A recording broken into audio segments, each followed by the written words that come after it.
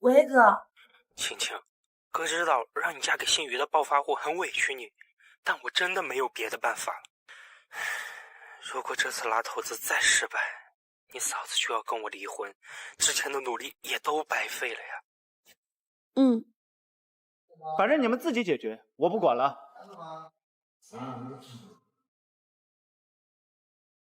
这点小事都做不好，干什么吃？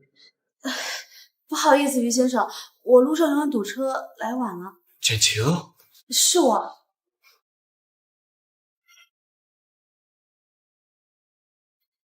你的情况我已经了解过了，你提的条件我都能接受，但是有一点，我希望于先生能同意。有一点什么呀？结婚以后，所有家务活都可以帮揽，但是我要继续工作。如果于先生不同意的话，我没办法与您结婚。继续工作，没问题啊。谢谢于先生。那我现在去领证。领证？这么着急的吗？昨天不是于先生叫我带着证件吗？说今天合适，咱俩就结婚。这个啊，何小姐，莫婷，你被家里人逼着和苏大小姐相亲去了。听说那位苏大小姐可不是什么善茬啊。那行，走吧。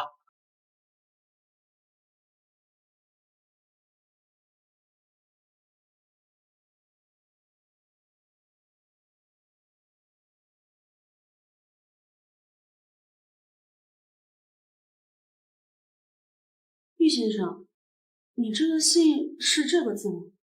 有什么问题吗？有。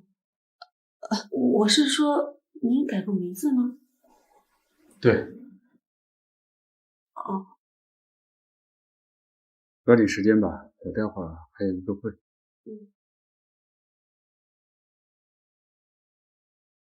咱们加一下联系方式。我要去国外出差几天，你今天搬到我那儿去住，婚礼等我回来再说。哎，对了，你在哪工作？在我哥的店铺帮忙打下手。你不是学金融的吗？家里出了点事情，就辞职在家帮我哥。你想继续从事吗？当然想了。这样，你带着简历，明天去 CM 集团，我认识他们经理，会有人替你安排。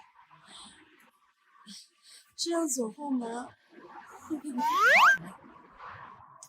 普通职员，试用期3个月，做不好卷铺盖走。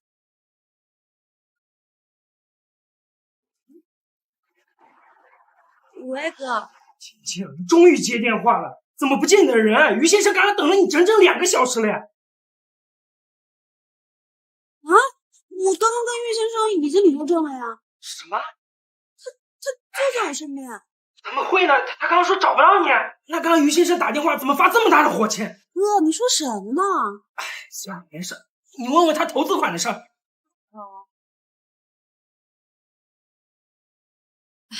那个玉先生，就是我哥想问问你投资的事情，您考虑的怎么样呢？投资？你哥要多少投资？2000万？2个亿？200万。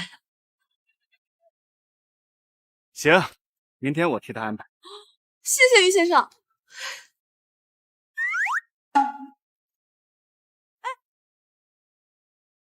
大家先停一下，给大家介绍一下，这是我们部门新来的同事简晴、徐涛。这天你先带简晴熟悉工作。好的，经理。大家继续工作吧。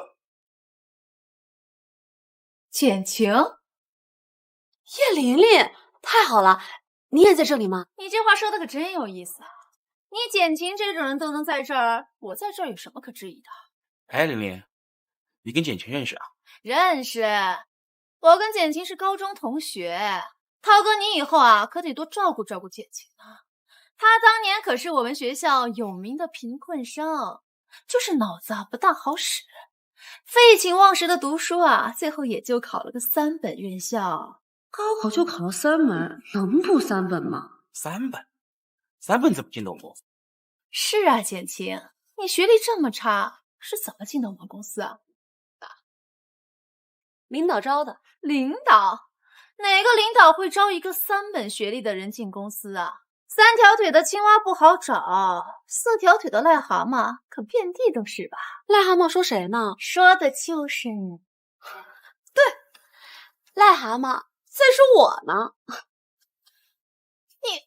你竟然敢骂我！我有骂你吗？我只是顺着你的话在说你呢。你一个臭3本学历的人，在嚣张什么？我可没嚣张，倒是你一直在阴阳怪气我的学历，质疑公司领导招人的眼光，给 CM 集团扣歧视学历的帽子。你胡说八道什么？我什么时候质疑了？居然没有，那可以请叶小姐不要打扰我工作了吗？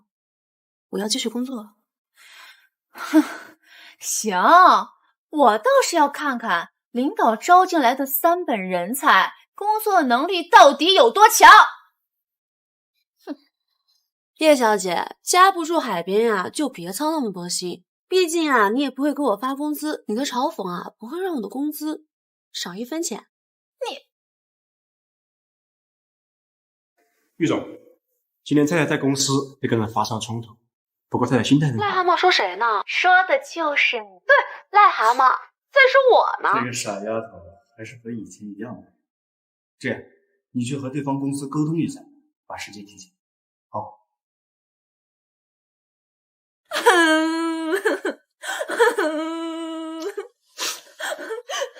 好了好了，别哭了。赵总，就是我们部门前几天来了一个叫简晴的，我不过就是问了一下他的学历是怎么进咱们公司的，他就当着我们部门同事的面给我扣帽子，害得我被我们经理不分青红皂白的骂了一顿。简晴，我怎么不知道？什么？您不知道？这怎么可能呀？您可是我们分公司的一把手，没有您的签字，他是怎么入职的？去把简晴叫过来。啊，好。简晴，赵总让你去一趟他的办公室。有什么事儿吗？你去了不就知道了吗？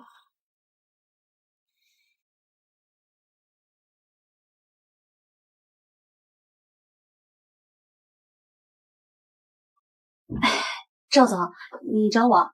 你就是简晴啊，是我。你可真贪，难怪第一天来公司就敢欺负老同事。我欺负老同事？谁呀？欺负老同事的事儿，待会儿再找你算账。你现在就给我说清楚，谁给你办理的入职手续？周总，这个事儿真的是总裁秘书那边直接把人给我领过来的，我也没想到，没经过赵总您的允许啊。原来那个人就是总裁秘书。玉墨婷一个暴发户，怎么会认识 CM 集团高管的？你给我闭嘴！我现在问的是他，简晴，你到底是怎么进来的？经理不是说了吗？我是让你说。我不知道呀。你少给我打哈哈！你可以走后门进 CM 集团工作，但是我绝不允许有人走后门到我的手下，尤其是人品差、学历烂的人。只要有我在，你就别想在我负责区域内工作。赵总，要不这个事儿我再问问，万一真的是总裁那边直接招过来的人才呢？人才？你看他哪里像人才？简晴，你老实说，是不是走后门进的？果然暴发户的人脉关系不牢固。哎呀，我还是走吧，害人。他是我招进来的。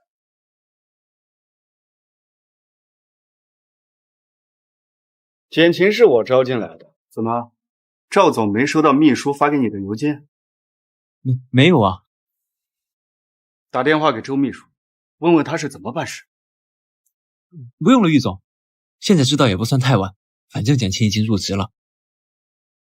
那是简晴的工作没做好。没，简晴的工作完成的很好，只是我有点奇怪，简晴什么时候入职的，所以我叫她过来问问，没别的意思。没想到暴发户在别的公司说话分量也这么重，难怪那天口气那么大，直接就让我来报道了。那行，简晴，你们先去工作，我跟赵总有正事要谈。哦。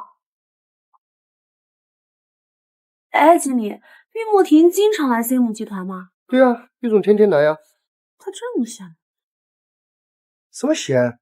玉总很忙的，要不然天天来公司干嘛呀？CM 集团跟暴发户还有合作呢。暴发户？哎，经理。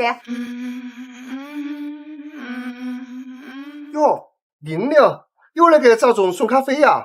是啊，经理。哟，简晴怎么也在这儿啊？是来听赵总表扬的吧？你是来听赵总表扬的吧？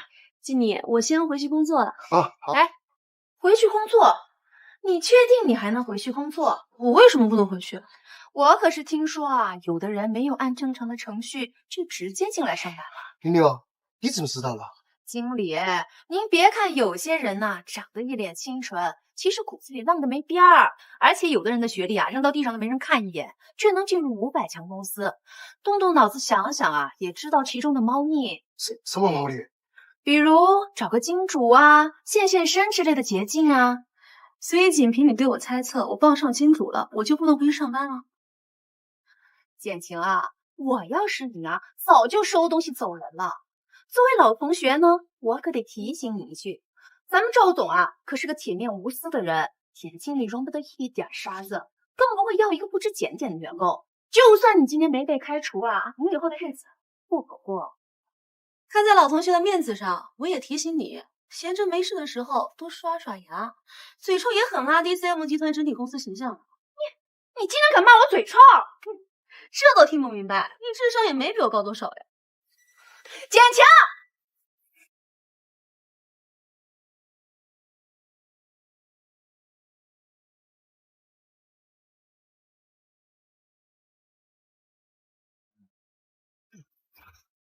青青，没事吧？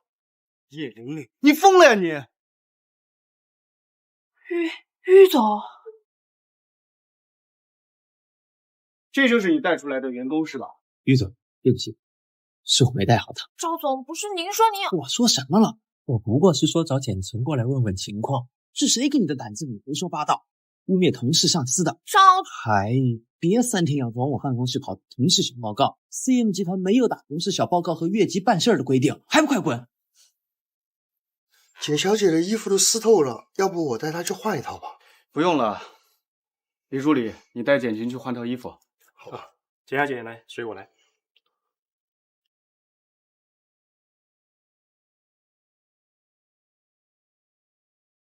简小姐，你先坐，我去给你找套衣服。李助理，你是让我在赵总办公室等郁总啊？是的，郁总马上就过来，您稍等一下。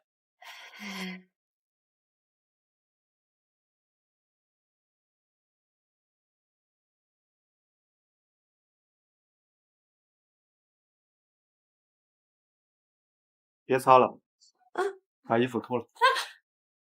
郁总，在赵总办公室，你想干嘛呢？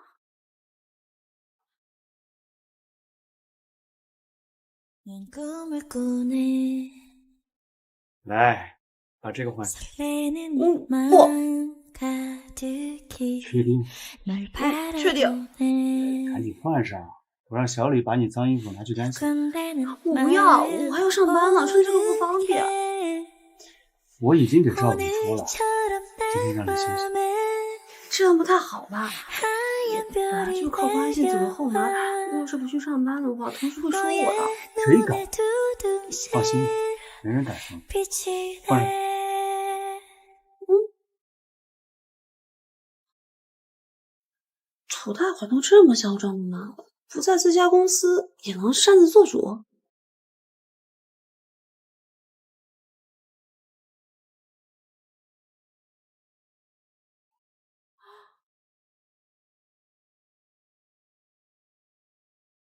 幸好没人看见。哎，我们走吧。I love you。去。回家，这里毕竟是赵总办公室，他看见了，生气了。谁告诉你？不是吗？哎呀，结婚之前，你哥是怎么介绍我的呀？他说你是煤矿生意的老板，大土鳖。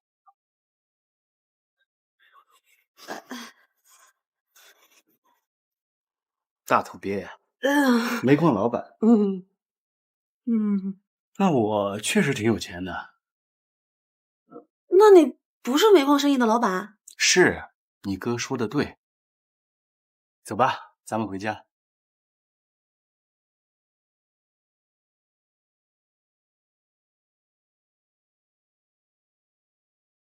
我先接个电话，你先上去。好。喂，周秘书，怎么了？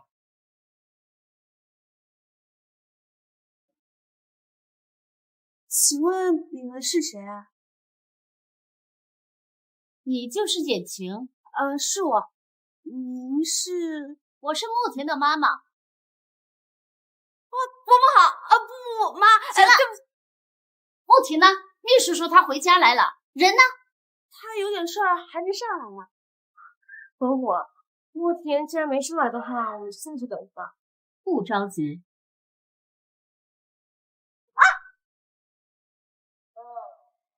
你为什么打我呀？打的就是你这种阴险狡诈、城府深的女人。我们慕田本来好好的一场门当户对的相亲，你这个不知道从哪里来的落魄千金，跑去凑什么热闹？你在说什么呀？你少在这儿给我装傻！你也不看看你自己，哪里有我们静书优秀？哪一点比得上我们慕田？伯母，算了。一切等慕田回来再说吧。静书啊，你不要一直总想着忍，不知道真强。对付这种不要脸的女人，就该好好的教训。住手！有什么事冲我？我什么都不知道。莫铁，你怎么这么糊涂？你娶了这种货色的女人，你让我和你爸的脸面往哪儿搁？简菊是我妻子，请你对她说话客气。她是你妻子，那静书呢？慕田，我那天不是故意放你鸽子的，实在是飞机晚点了，我联系不上你。你不要误会，那天只是作为朋友吃顿便饭，没有多无。可是，可是这样。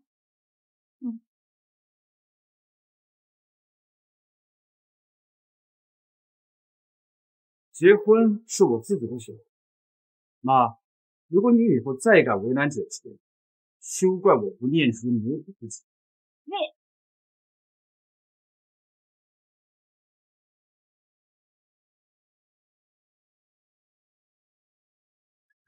哎，妈妈回去了吗？嗯，你没事吧？我没事儿。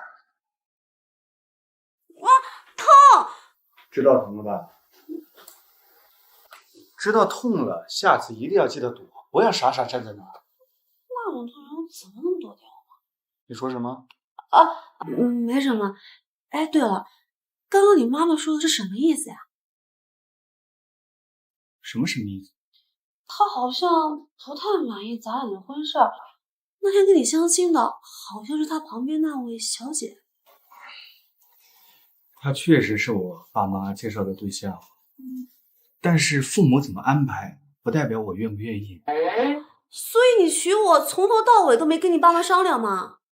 我又不是3岁小孩，我现在什么事儿还得听他们安排。那为什么玉先生非要娶我呢？结婚之前，你哥没告诉你？说了那么一点点。但是我见了你之后，我就不能理解了。你玉先生这么好的条件，肯定能娶一个比我好的女孩做妻子呀。建设企业算不算礼物？景轩，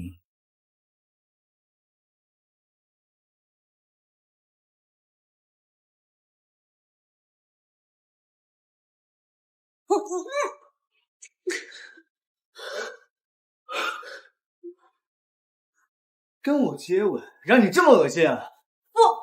我是不太适应。是不适应，还是你心里有其他人？什么？我出门紧张点，难道不正常吗？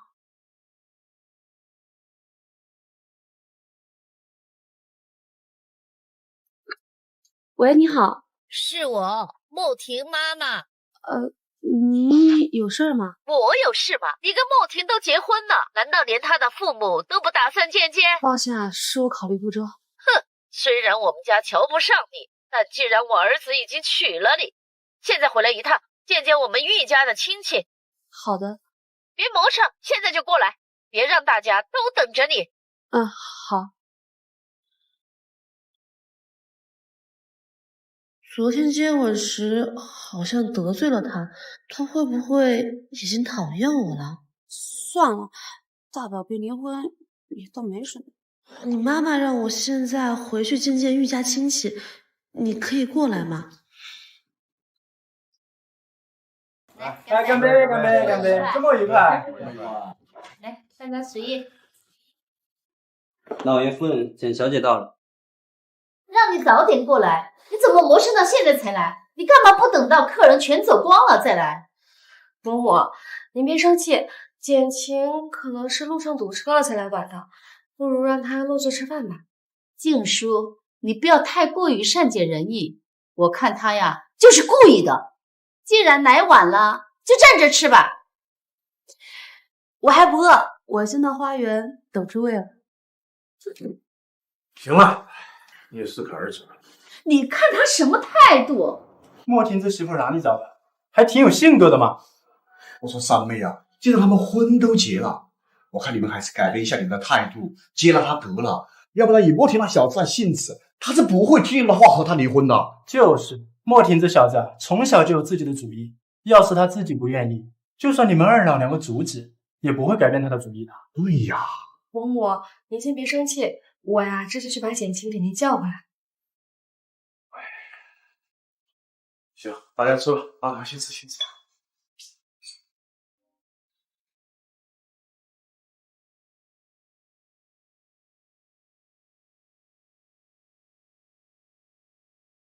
难道是我那天反应真的太强烈了吗？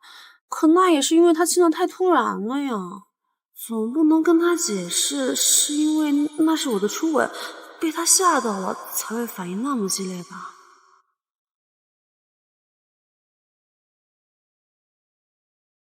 你没喊莫婷来给你壮胆子啊？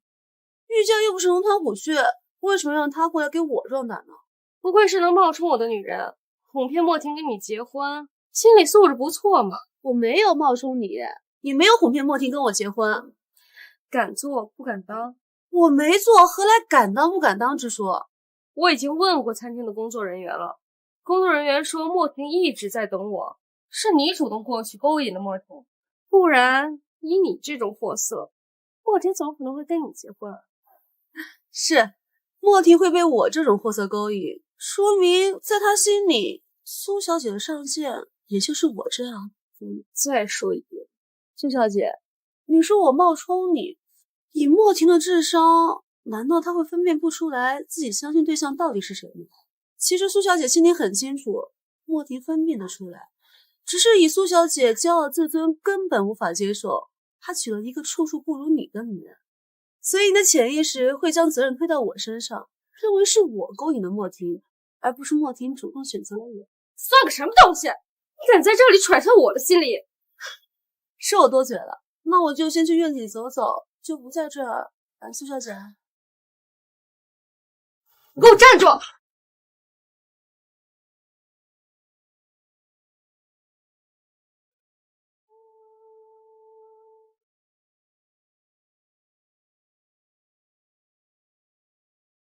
简晴，你怎么把玉伯父最喜欢的花瓶打碎了？哼，我的花瓶！玉伯父，想接手，我来帮你。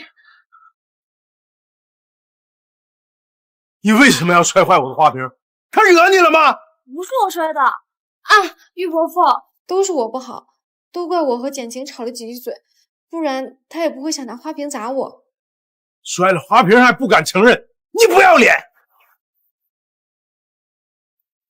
发生什么事了？你娶的好老婆，今天才来家里第一天，就把你爸最喜欢的一只花瓶给砸了。哼，他可真有本事啊！有没有受伤啊？没有。是他摔的东西，你难道不应该关心关心我吗？不就是一个花瓶吗？碎了就碎了。这不是普通的瓶子，这是我花几千万买的古董，是绝版。既然是古董花瓶，你为什么不藏起来，放在这么显眼的位置？不就是为了让我老婆砸的吗？你个臭小子，你再说一遍！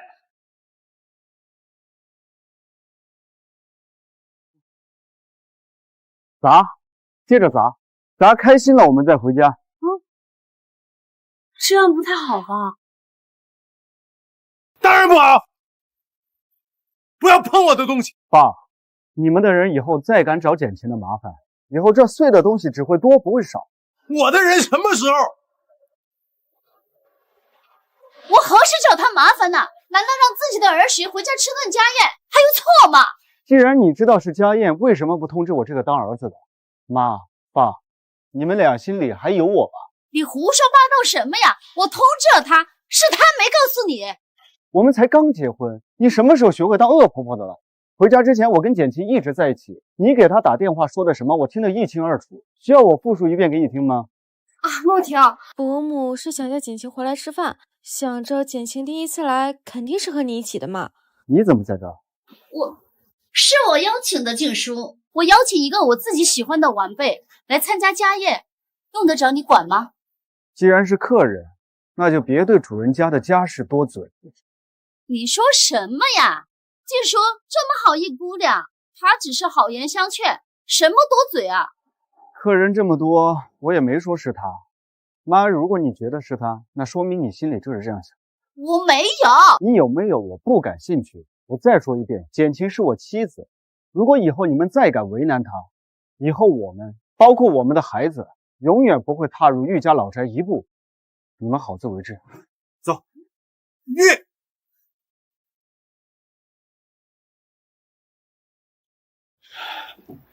对不起。为什么要道歉？昨天的事情我不是故意的，那是因为是我的初吻，我太紧张了，你不要生气。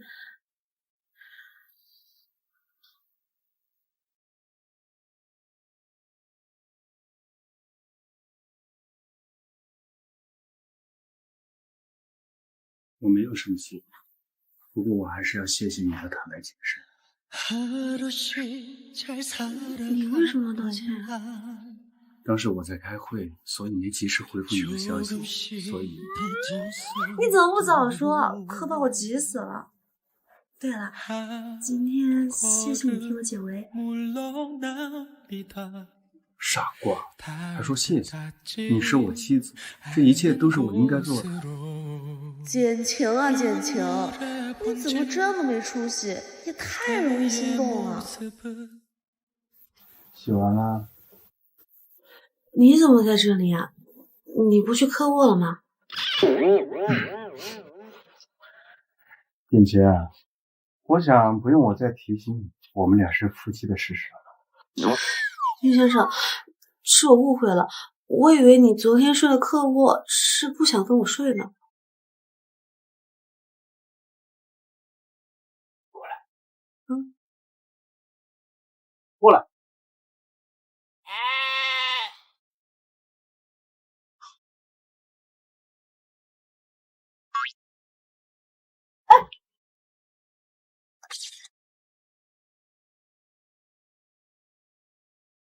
害怕吗？对不起，于先生，我会尽快适应自己的身份，请你，请你。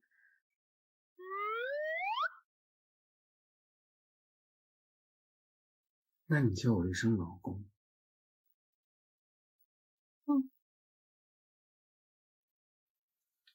真的吗？你叫声试试。老公。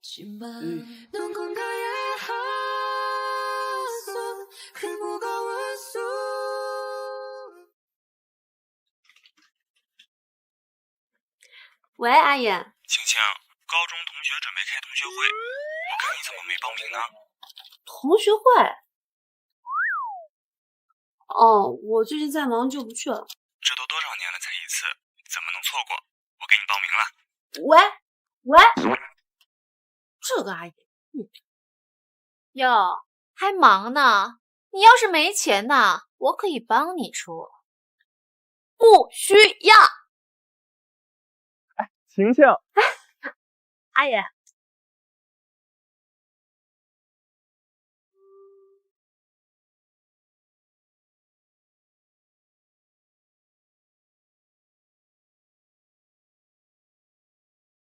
哎，谢野，你怎么在这儿啊？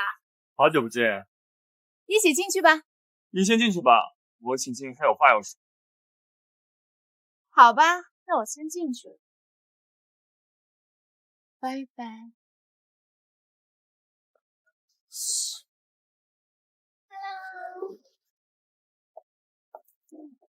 哇，林毅，几年没见，你变化好大呀，好漂亮！富婆能不美吗？真羡慕玲玲这种从小含着金钥匙长大的人，年纪轻轻就开着跑车了。哎呀，也没你们说的那么夸张啦，一个跑车也就几百万，多少钱？简晴和谢妍怎么还没来？我给他们打个电话吧。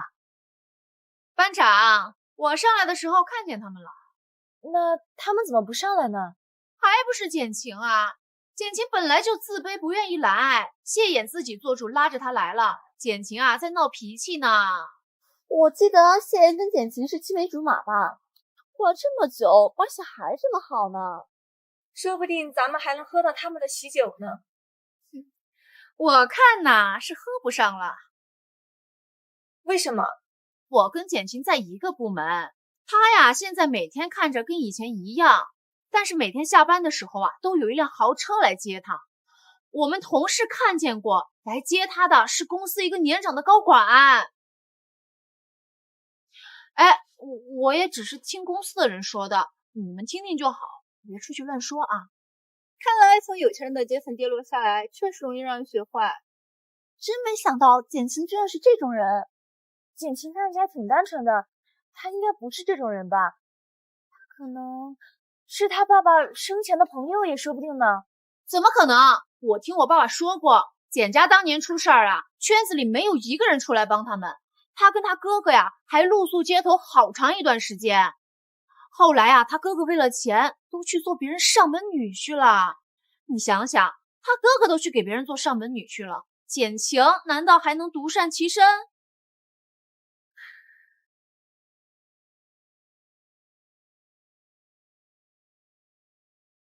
简晴、谢妍，你们怎么才上来呀？我们都等了你们好久啦。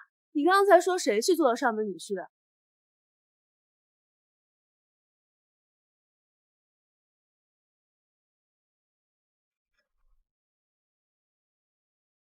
刘总，预祝我们合作愉快。好。刘总，我刚看人呢？那里好像有点麻烦。我打个电话。你好，你所拨打的电话暂时无人接听。刘总，咱们改天再约。好，慢点。简晴，我没说什么呀，你怎么啦？跟谢妍在下面吵架啦？你哪只眼睛看到我们吵架了？哦，那可能是我看错了，不好意思啊。班长，人到齐了，咱们开饭吧。不着急，刚才你们没聊那八卦，我们接着聊。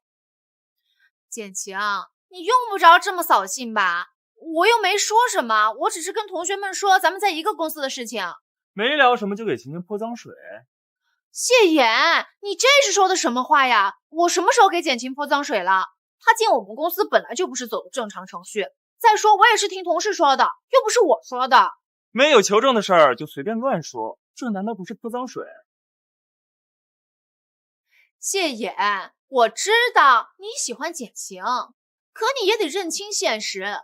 你家毕竟又不是什么有钱人家，人家简晴啊，多的是有权有势的优质人选，未必看得上你。叶丽丽，注意你的言辞。哼，你不信啊？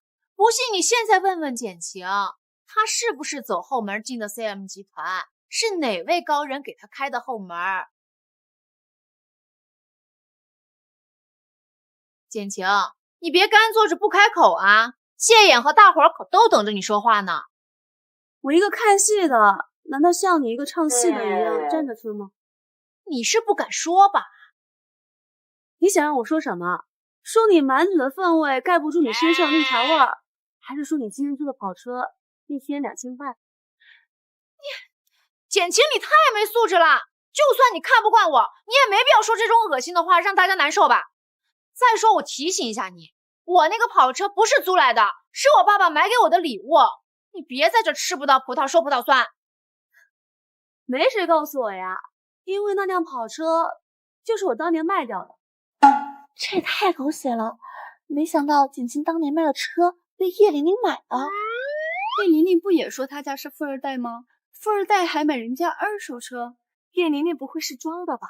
她说她是富二代，但我们也没有去过她家呀，她也没有说过她爸爸公司名字叫什么呀。我看也像是装的。简晴之前他们家那么有钱，买辆100万级的跑车不是随随便便眨眨眼的事情吗？简晴没必要拿这事骗人呀。你少在这吹牛，这车是我去年买的。叶玲玲，我要是你呀，根本就不会自证自己什么时候买的车，因为这辆车4年前就停产了。你胡说的！真让简晴说对了，叶玲玲开的跑车在4年前就停产了。简晴不愧是真的富二代，都破产那么久，还那么了解行情。我回答你的问题，现在该你好好回答我的问题了吧？我说什么？我也只是听别人说的。年纪大的高管接送我上下班，我哥为了钱去做上门女婿，这件事情我这个当事人都没听说过，可是从你嘴巴听说过的。我只是听同事说的，你总不可能因为我随便听了一嘴，就把屎盆子往我头上扣吧？你就这么听一嘴的话，给大家当面的嘴臭爽快过了，那我这个受害者还没爽快过呢，这不太公平呀！你想干什么？还想打人不成？你个贱人敢打我！叶玲玲，叶玲玲，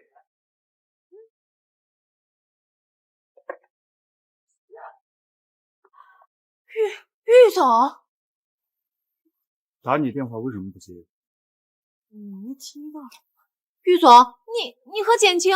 没错，我就是简晴背后的金主。你还有问题吗？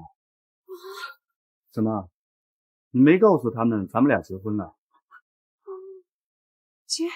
结婚了？真没想到简晴居然嫁给了 CM 集团的总裁。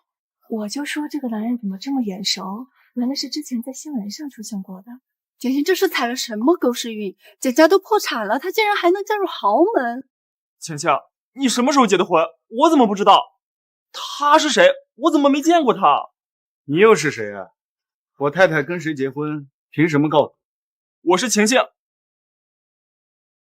我是晴晴从小玩到大的好朋友，她结婚，我当然要知道。啊，原来是好朋友。我和他还没办婚礼，不耽误你随礼金。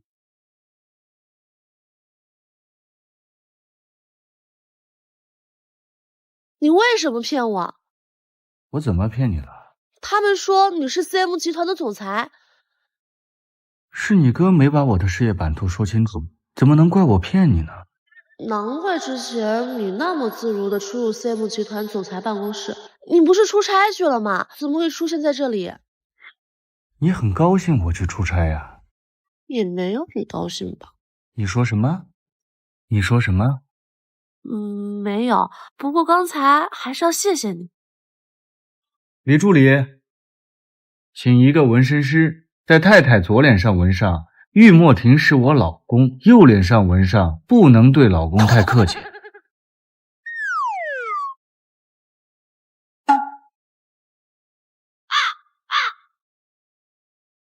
这是什么？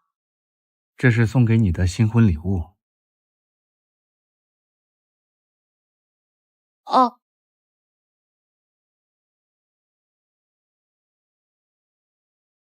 我也要。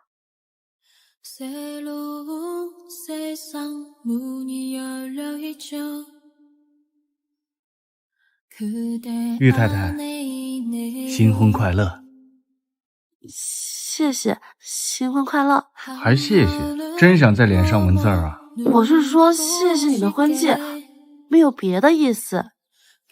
你要是真想谢谢我，就把谢谢2个字换成其他的，我就能感受到你的感谢了。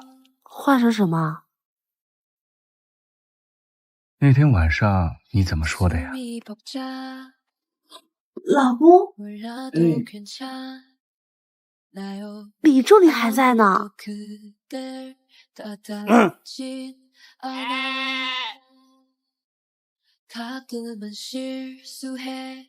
老公，新婚快乐！你买的婚戒我很喜欢。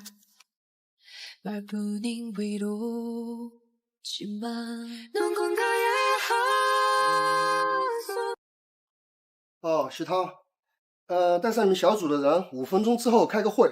好的，经理。对了，这次的项目非常重要，如果我们能够拿下的话，大家的腰包不仅能鼓起来，年底的时候升职加薪也不是什么大问题。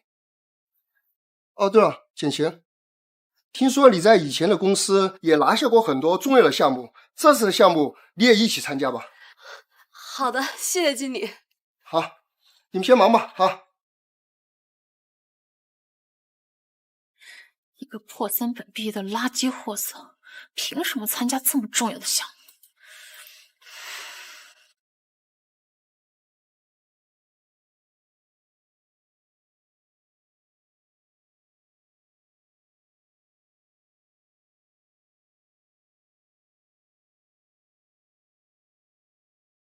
主管竟然让简晴加入了新项目，简晴刚来还没有彻底熟悉工作，主管也不怕她拖后腿。哼，人家背后有人撑腰啊，仗着自己有几分姿色就在公司里招摇，还不知道啊是勾引了多少男人才上位成功的。哎，你说简晴背后的金主是谁呀？不是有人说是年长的股东吗？怪不得他一来，主管和经理都向着他。哎，人家会陪睡，咱们又比不了的喽。你谁呀你？你谁呀你？小姐，能否借一步说话？啊？你是谁呀？把我喊到这儿来有什么事儿？苏静书，古尔德跨国公司华国区总裁。你该不会是要挖我去你们公司上班吧？你很讨厌简晴吗？你认识简晴？她抢了我老公，我当然认识。你是说玉总本来是你老公，被简晴抢走了吗？我就说这个贱人哪儿那么好的运气能嫁给玉总，原来是抢别人老公啊，可真是太不要脸了。也不能全怪她吧，毕竟一个巴掌拍不响嘛。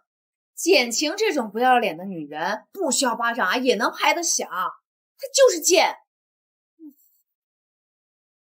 那苏总找我是有什么事儿啊？我看叶小姐也是个直爽的人，我也就不跟你拐弯抹角了。我想抢回莫婷，希望叶小姐能帮我把简晴赶走。这张银行卡里有200万，如果叶小姐愿意的话，这卡里的钱就都是叶小姐的了。如果叶小姐担心后续被同事发现，我们古尔德也愿意给叶小姐提供一个比 CM 集团更有发展前途的职位。我对钱不感兴趣，我呀主要是讨厌这种抢别人老公的女人。我愿意帮苏小姐这个忙。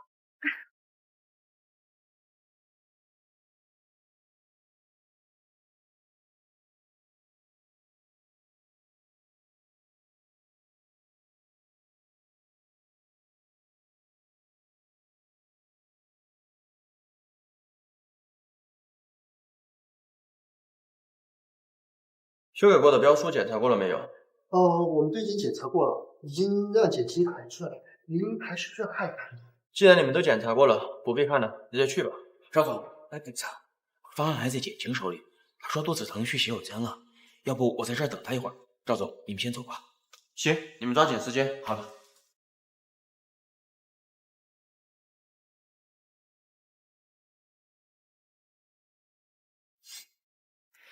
涛哥，简晴都去了好一会儿了，要不然我去看看吧。也行。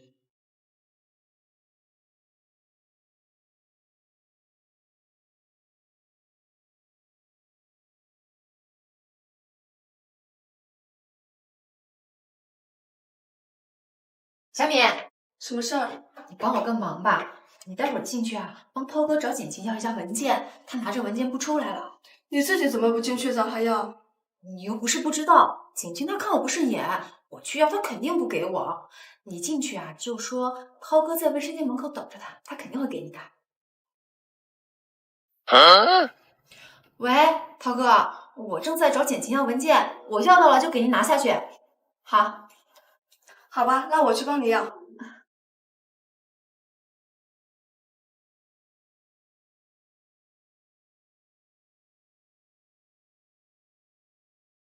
涛哥，简晴她太严重了，估计得去医院，可能去不了了。确实，她一上午去了好几趟洗手间了。云云，要不你把文件给我，你陪简晴去医院，我给他们说一声。嗯，好。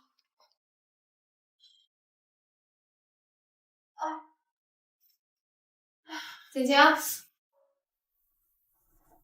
玲玲，你疯了！涛哥他们已经走了。走了？你们组长让我送你去医院。不需要。既然你这么不领情，你们组长回来可别说我没管你。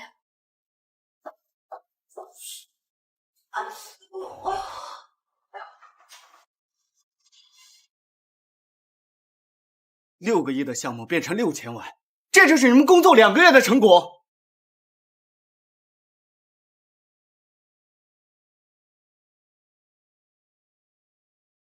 这是怎么回事？我们几个的确是已经检查过才打印出来的。简晴，文件不是你去打印的吗？是我。简晴，你怎么做事的？核对好的东西谁允许你擅自改动的？简晴，你怎么做事的？核对好的东西谁允许你擅自改动的？我没有改动过。最后打印的人是你，不是你还会是谁？于总，直接报警吧，我看他就是故意的。你看，你怎么看？身为一个主管领导，你不先自查自纠，什么时候学会推卸责任这一套了？于总，我是真的核查过了才让他们去打印出来的。查，从头到尾，给我彻查到底。是。捅出这么大的篓子，还好意思待在公司，可真是没皮没脸啊！人家心态好，又有靠山，咱们比不上的。我要是这有些人啊，捅出这么大的篓子补不上，自己早就卷铺盖卷走人了。切！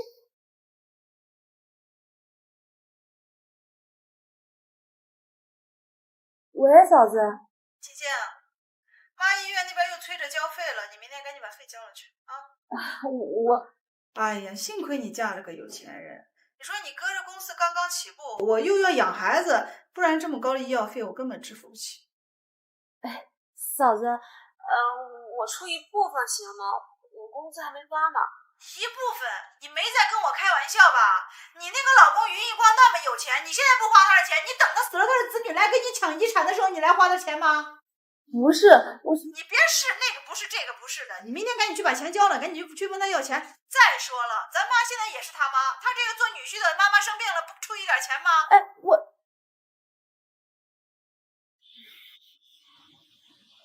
我才让他花了几个亿，我还有什么脸面找他要钱呀？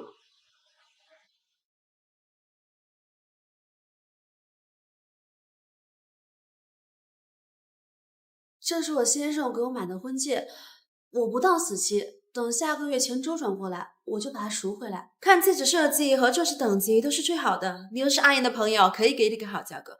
不过相对你赎回去时支付的费用也要多一点。可以的，那好吧，我们办首饰吧。怎么了？我再考虑考虑吧。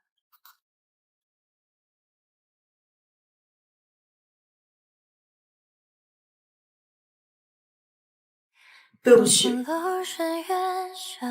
是你做的吗？不是你做的，道什么歉？你相信我。为什么呀？所有人都怀疑是我做的。因为我比他们早认识你10年，10年，很意外吧？可我从来没有见过你啊。大众脸确实不容易被人记起。无论如何，都请你批准我的辞职申请。这个调查结果没出来之前，我不批准。可我已经没有脸面再待下去了。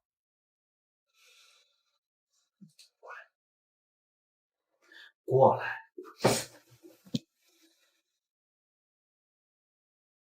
你看我干嘛？这脸皮明明还在，什么时候学会撒谎了？开心了？可是我让你赔了很多钱了。倒也不全是我的钱，还有你的钱。我的？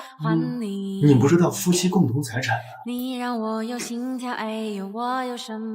莫婷，我还是不能理解，你为什么非要娶我呀？我上次不是告诉你理由了吗？那不能算理由，我明明可以娶更漂亮的女人。哎呀，现在的老婆都不让碰，找个更漂亮的，那我岂不是一辈子都得当和尚？你好了，亲切，咱们结婚已经3个月，应该是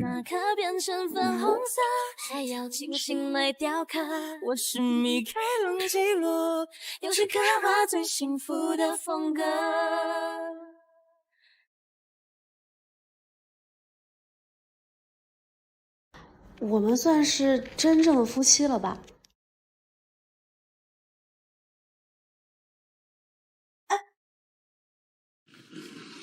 这等了一晚上，请这么早？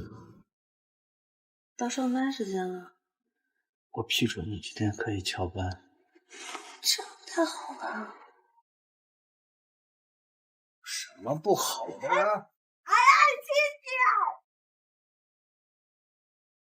下班了吗？刚到公司门口，怎么了？你看见公司门口春田旁边有个穿西服的人？看到了，怎么了？我下班时间不确定，就是不能每天送你回家，以后这个人负责你的出行。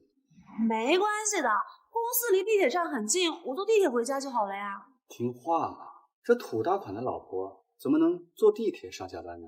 传出去对我的名声不太好。好。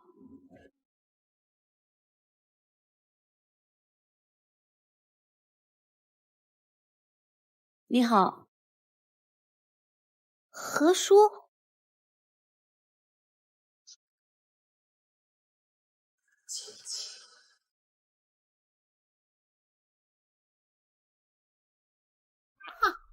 我就说你怎么会嫁给玉总，果然背后是有金主的。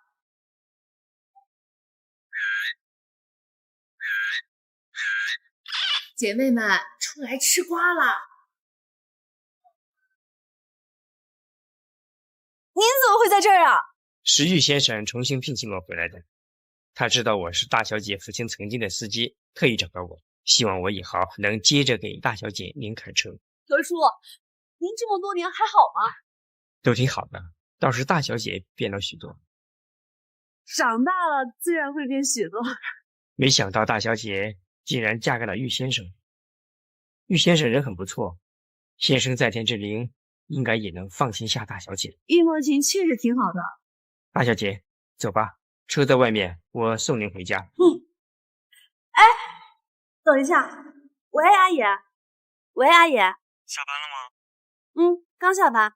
你有事儿吗？我还要回家呢。今晚有空吗？好久没有一起约饭。好，那就在老地方见。好，我等你。我跟朋友去外面吃饭了，可能会回家晚一会儿。何叔，你先送我去个地方。走吧。阿姨，今天怎么这么快啊？平时喊你吃饭，磨磨蹭蹭都要1个多小时呢。今天可是何叔送我来的。何叔？你爸爸之前的那个司机？对了，你想吃什么？我今天请客。算了吧，还是我请你吧，穷的都点点东西喽。至少我请你吃饭的钱还是有吧？把手机给我。你要干嘛？不当面转给你，你要给我退回来。也不知道这么多年你都在倔强些什么。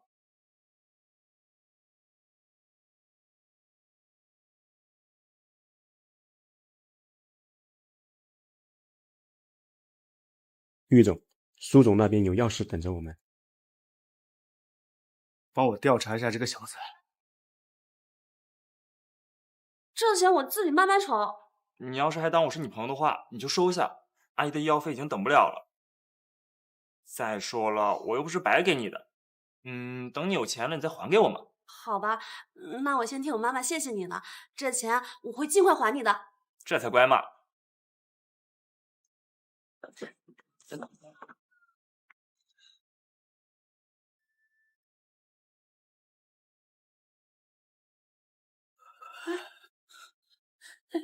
你怎么喝这么多呀？我去给你冲杯蜂蜜水啊。今天和哪些朋友一起吃饭呢？就一个从小长大的朋友，怎么了？也许还会遇到另一个人，许下相似的诺言。我知道我难以做到。佳佳，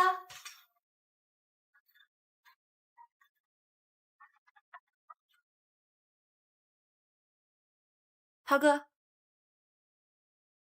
早上好呀。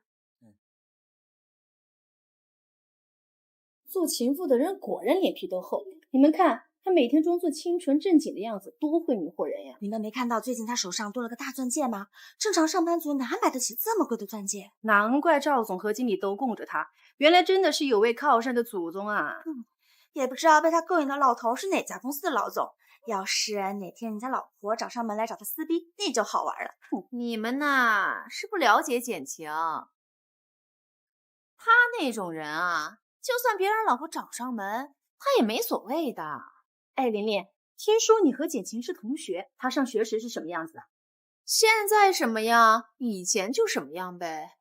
这要说变化嘛，就是现在啊，心理素质更强大了。以前跟我们体育老师谈恋爱的时候，还知道遮掩一下。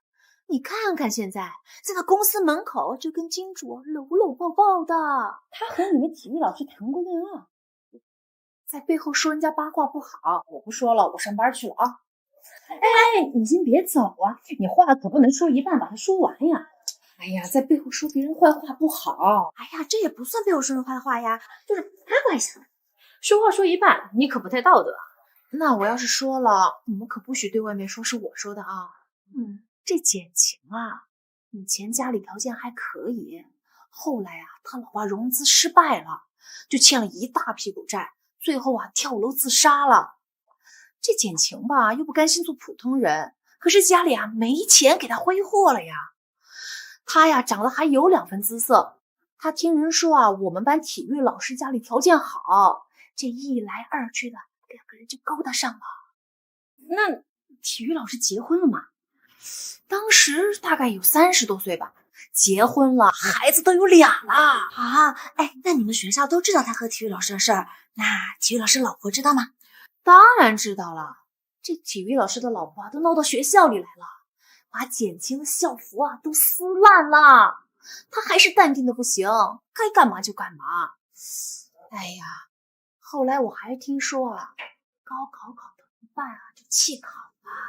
他为什么要弃考啊？怀孕了。听说啊是高考压力太大了，考到一半小产了，送到医院直接就手术了。后来啊，我们班毕业旅行的时候，大家一块出去玩，还有同学亲眼看到他跟体育老师2个人一块去了，真是毫不避讳。天哪，他也太不要脸了，真是瞎了眼了。只是看他文文静静的样子，上班这么认真负责，我还以为他是个老实人呢，没想到这么放荡。我都说了，看人不能只看表面，你看他伪装的多好。哎，你们出去以后可不能跟人说是我说的啊！你放心，肯定不会。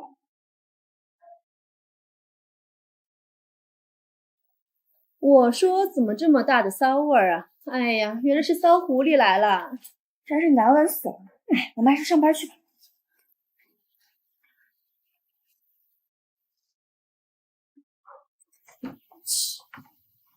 哎，姐姐，你们干嘛了？啊，没事儿。你的妻子好漂亮呀！谢谢。你的钻戒戴在那个手指上是结婚了吗？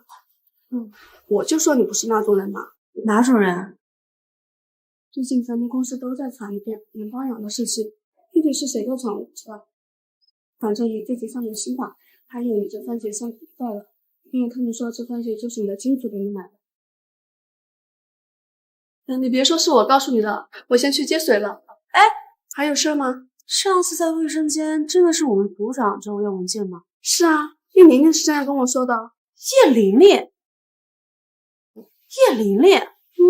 她说她跟你关系不太好，她找你要你肯定不会给，所以就拜托我去要的。不过我是真的看她把文件给你组长了。好，谢谢啊。不客气。那戒指你先摘了吧，等找到造谣的人后再戴。好。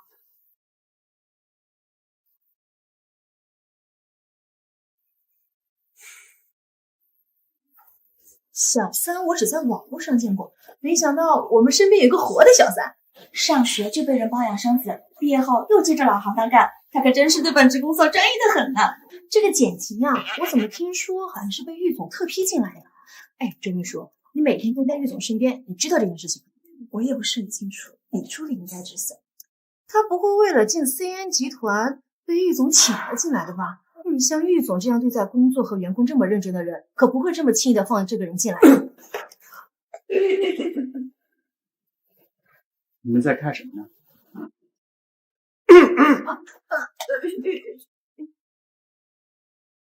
你们在看什么呢？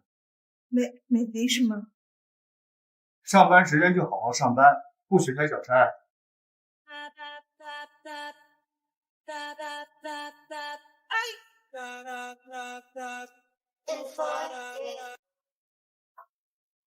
玉总，你们那天让我查的事情已经查到了。那天和太太一起吃饭的人是太太从小一起长大的朋友。太太前2天师傅委托她介绍过典当铺的朋友。典当铺？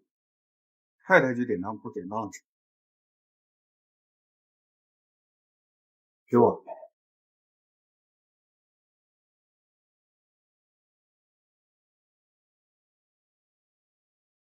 你确定太太？是的，这是现场工作人员发给的，是他亲自来。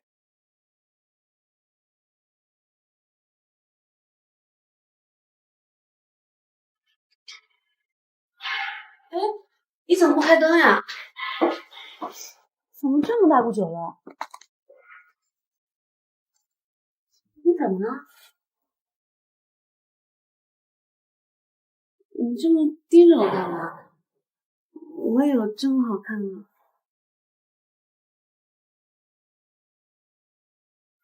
缺钱为什么不告诉我呀？啊，钱我也当了多少钱？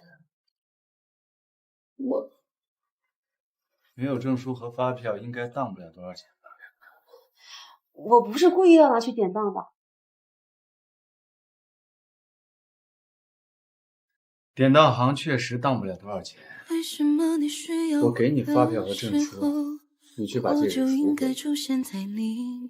我可以给你定金的，你飞到国外去，应该能退一个好价格。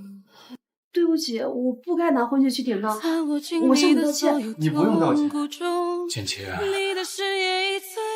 嫁给我就不是你，是我和你的爱，耽误你双宿双飞。你在说什么呀？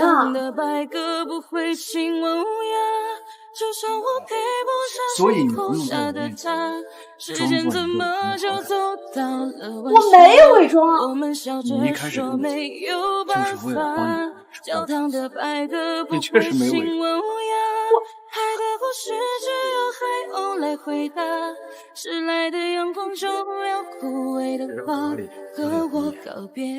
2个亿买你陪我睡2年觉。你说什么呢？你要钱，我要身体，咱们各取所需。2年之后，你可以另嫁他人。喂，2个亿，买你2年婚姻。玉墨婷，你有点过分了。不够啊！我再给你加5000万，够不够？玉墨婷，我不要你的钱，请你停止对我的侮辱。你嫁给我不就是为了钱吗？你选择了我，这也叫侮辱。我不接受你的钱，你就要跟我离婚吗？谢谢玉先生。如果你想离婚，明天我们正式见。我也想洒脱一笑，说一声那么长，爱与你都不重要。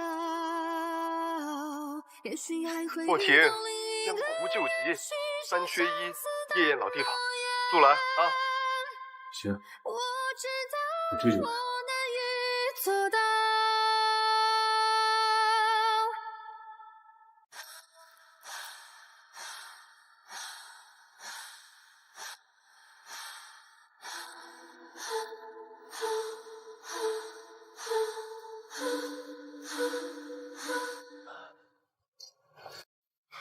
我说差不多行了吧？叫你陪我们过来打麻将，搞半天变成我们陪你喝酒了。真是新鲜，上次见他这个样子还是10年前吧？你这家伙，不会是背着我们偷偷谈恋爱了吧？啊！一边去！上次那个跨国女总裁，你跟她相亲相的如何了呀？啊？就那样吧。啊！你不会是被他给强了吧？你们3个要是再胡说八道，我就不客气了。哟，简晴，简晴，这是我认识那个简晴吗？是。嚯，你可以呀你啊！小唐，你笑什么？我笑什么？马上莫婷思春成功了呗，追了10几年的小白花，终于主动出击了啊！什么小白花？莫婷居然暗恋过人？当然有啊！我跟你说啊，当年这个日子特别的精彩。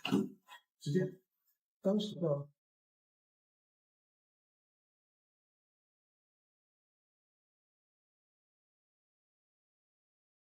阿爷。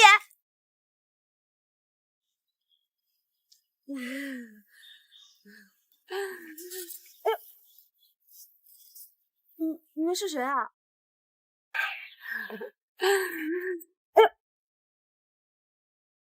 你们是谁啊？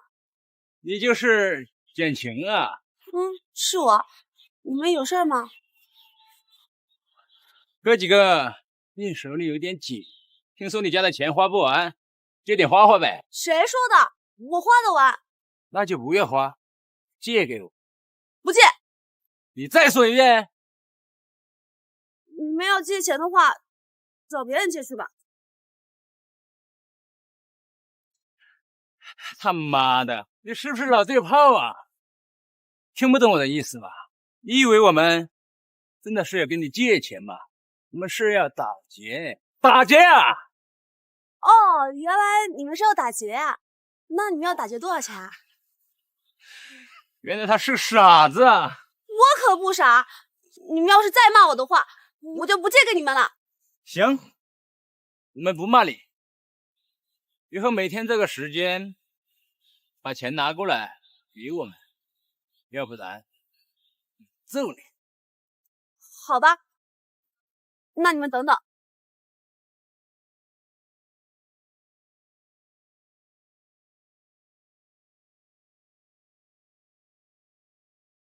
哎，阿爷，你来了！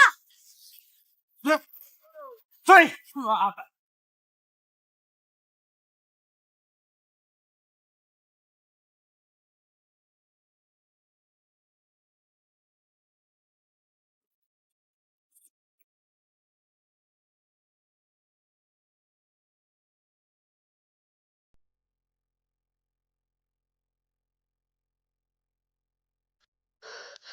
抱歉啊，我把你当成我朋友阿眼了，害你把书都丢了。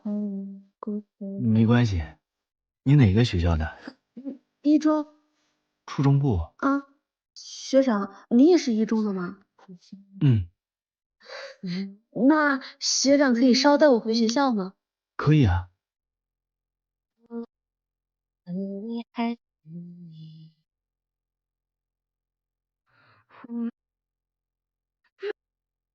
学长，我要迟到了，我就先走了。好。我会多么寂寞，等谢谢待红学长，尘来的学长时候。如果可哎，你电话。以，我想和你回到那天相遇，让时间停止那一场雨。什么意思啊？为了拥抱你在身边的证据，为你的呼吸。玉学长，谢谢你的侠义相助，怕你丢了习题书，很抱歉。这些习题书算是我答谢学长礼物，祝学长高考顺利，前程似锦。简情。现在的女孩啊，追求人可真有想法。别的女孩追你送吃的，这个倒好，送你习题书。哎，别说，我都觉得他挺有意思的。他人呢？走了呀。走了啊？哎，喂，你还真喜欢他了？真没想到啊，你这个以读书为乐的人，竟然会动了凡心，每天默默地守护在小白花的背后。我倒要仔细看看，这个简琴是个什么样的女人，能迷得了你？哎，别胡说，给我盯好。来了。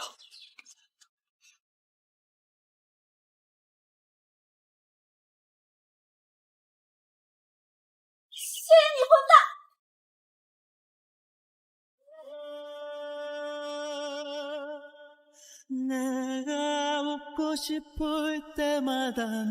真不凑巧啊，玉大少刚恋爱就失恋了。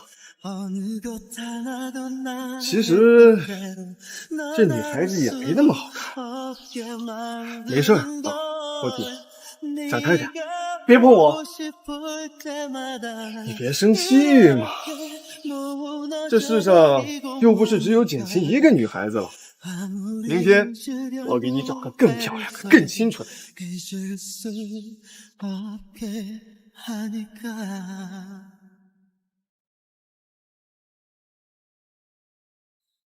我不接受你的钱，你就要跟我离婚。莫提，怎么了？啊？他丫的，真把我们几个当工具人了。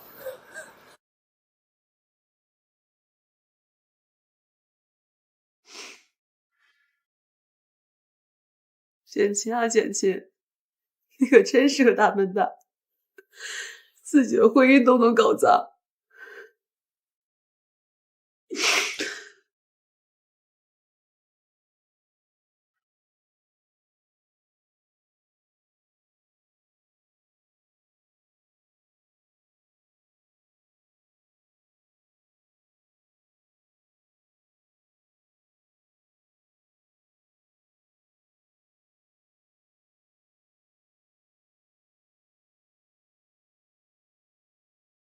明天早上9点钟，我在民政局等玉先生。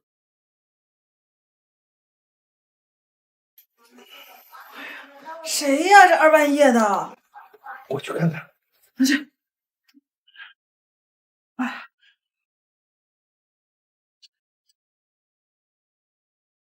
晴晴，你这是怎么了？来，快进来！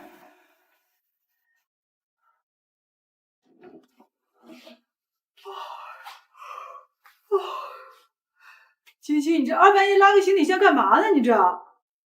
哥，嫂子，我要跟玉先生离婚了。什么？这算什么？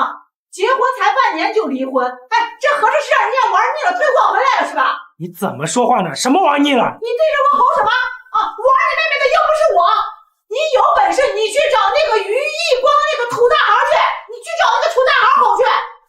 金佩文，我告诉你，在家里你怎么说话难听都行，但是你不能侮辱我妹妹。哎呀，简成，你长能耐了呀你！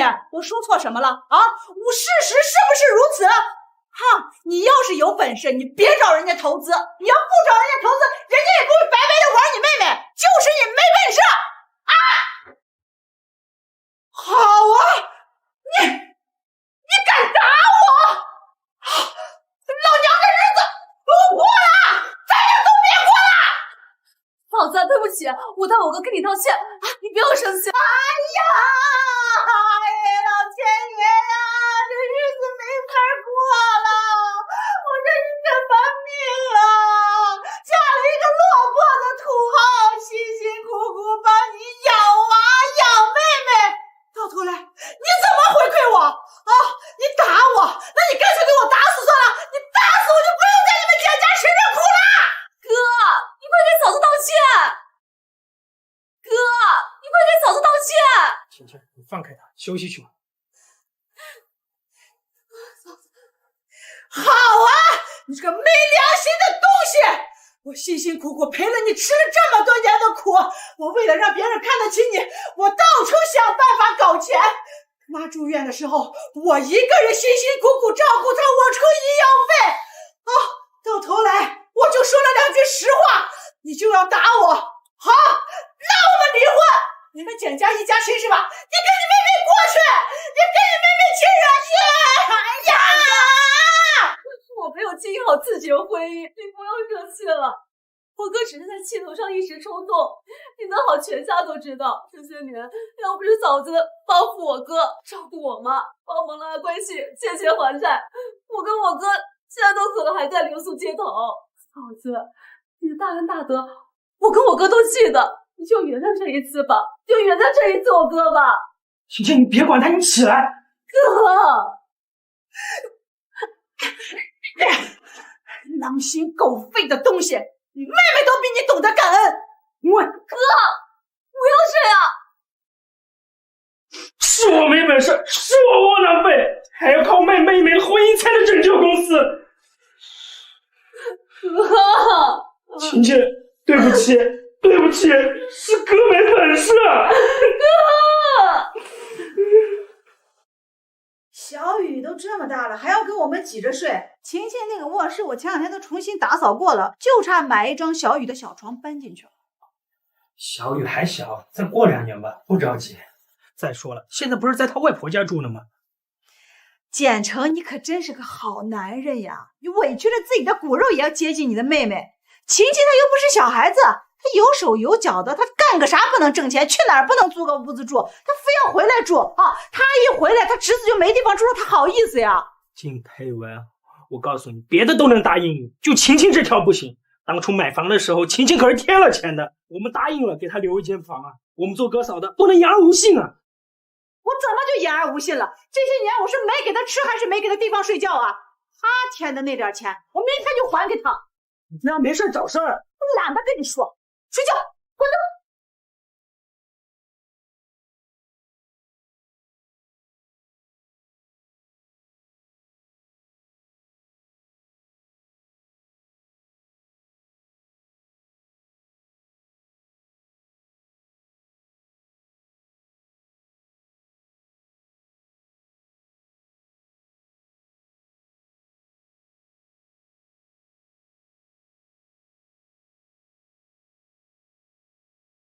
这么晚了，发什么呆？休息了吗？没呢，等到收钱。我这里有个美差，想请你帮个忙。什么美差？你到了就知道了。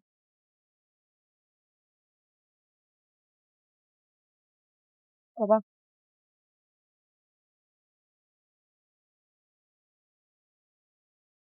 美女啊，这么晚了，你拖这么大个箱子在外面，恐怕有点危险。哎，去哪儿啊？我送你这。你让我送你？你看下这么大的雨，你明天肯定要生病。请你给我，不然我就报警了。你敢威胁我？嘿嘿嘿，你可真是油盐不进，你可真是油盐不进。哎，本来想对你温柔，没想到你这么，那哥哥可就要对你动粗了。放开我！放开我！快解开！放开我！放开我！身子！哥，救救我哥！哥哥在救你，哥在这儿，这样。다시 너를 볼 수 있을 거야. 스쳐 지나가는 버린 운명은 앞에서 있어 깨지 못할 꿈이었을까 우린 멀어지는 너에게 전하지 못했어 한 번도 是我，玉墨婷。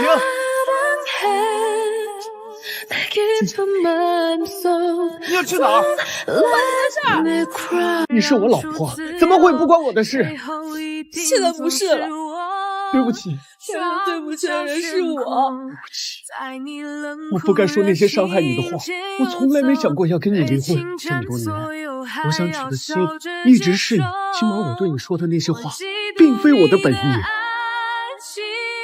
做了小偷的人，总想紧紧抓住不属于自己的东西。跟我回家，好不好？真的很过分。真的从来没有想点到婚戒，真的没有，从来都没有。我相信你。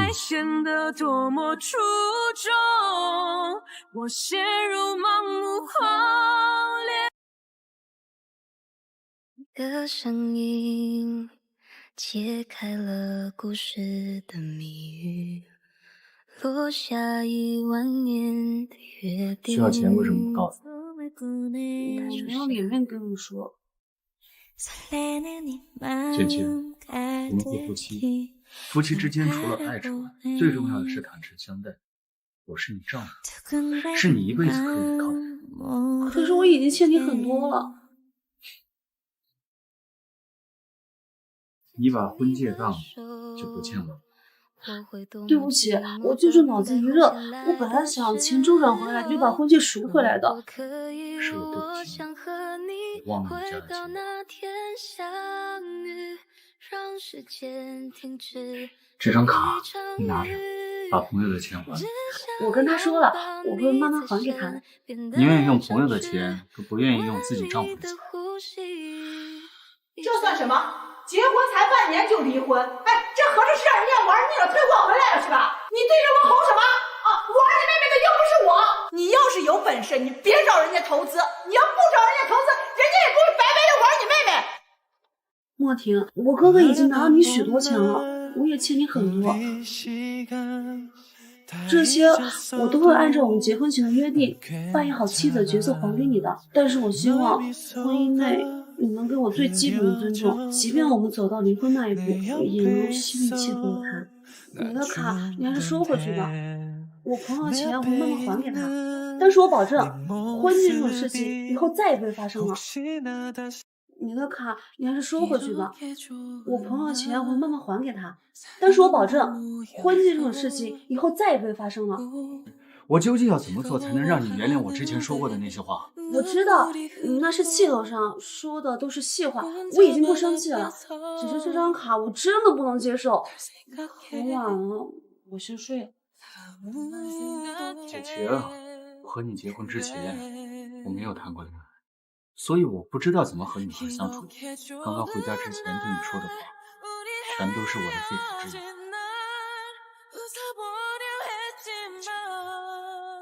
我就从来没想过要和你结婚。如果到现在你觉得咱们的婚姻是一桩交易，那就请你把它当成一桩交易。现在开始，请你履行好咱们的婚前约定，扮演好妻子的角色，收下这张卡。如果你不接受，那就说明你没有履行好咱们婚前的约定。你走，睡觉。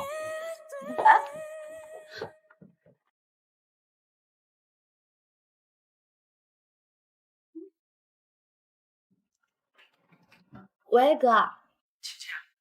你跟玉先生和好回家了？昨天晚上走得太晚了，没打扰你跟嫂子吧？晴晴，哥哥对不起你。哥，你别说这些了。对了，哥，你还有事儿吗？我还要上班呢。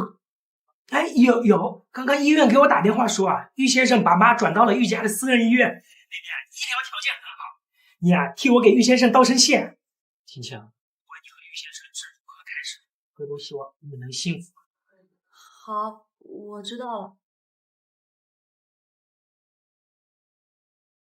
好，我知道了。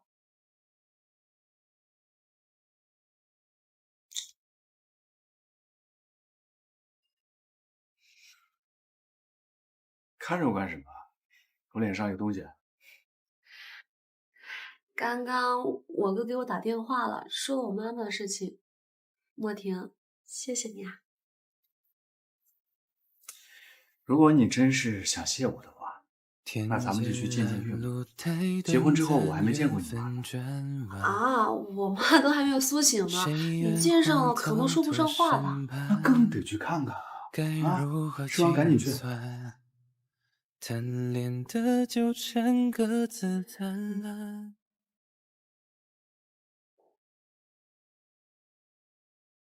阿成，你就不要再装穷了。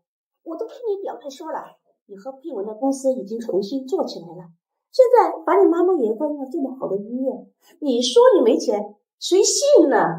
阿姨，你还能宽限我到下个月？我这公司刚运转起来，还没有多余的利润。我妈转院的事儿是晴晴老公做的。我跟佩文没有出钱。晴晴都结婚了，阿成，你和佩文是越来越过分了啊！昨天我都听你表弟说了，你们公司之所以能做起来，就是把晴晴给卖掉。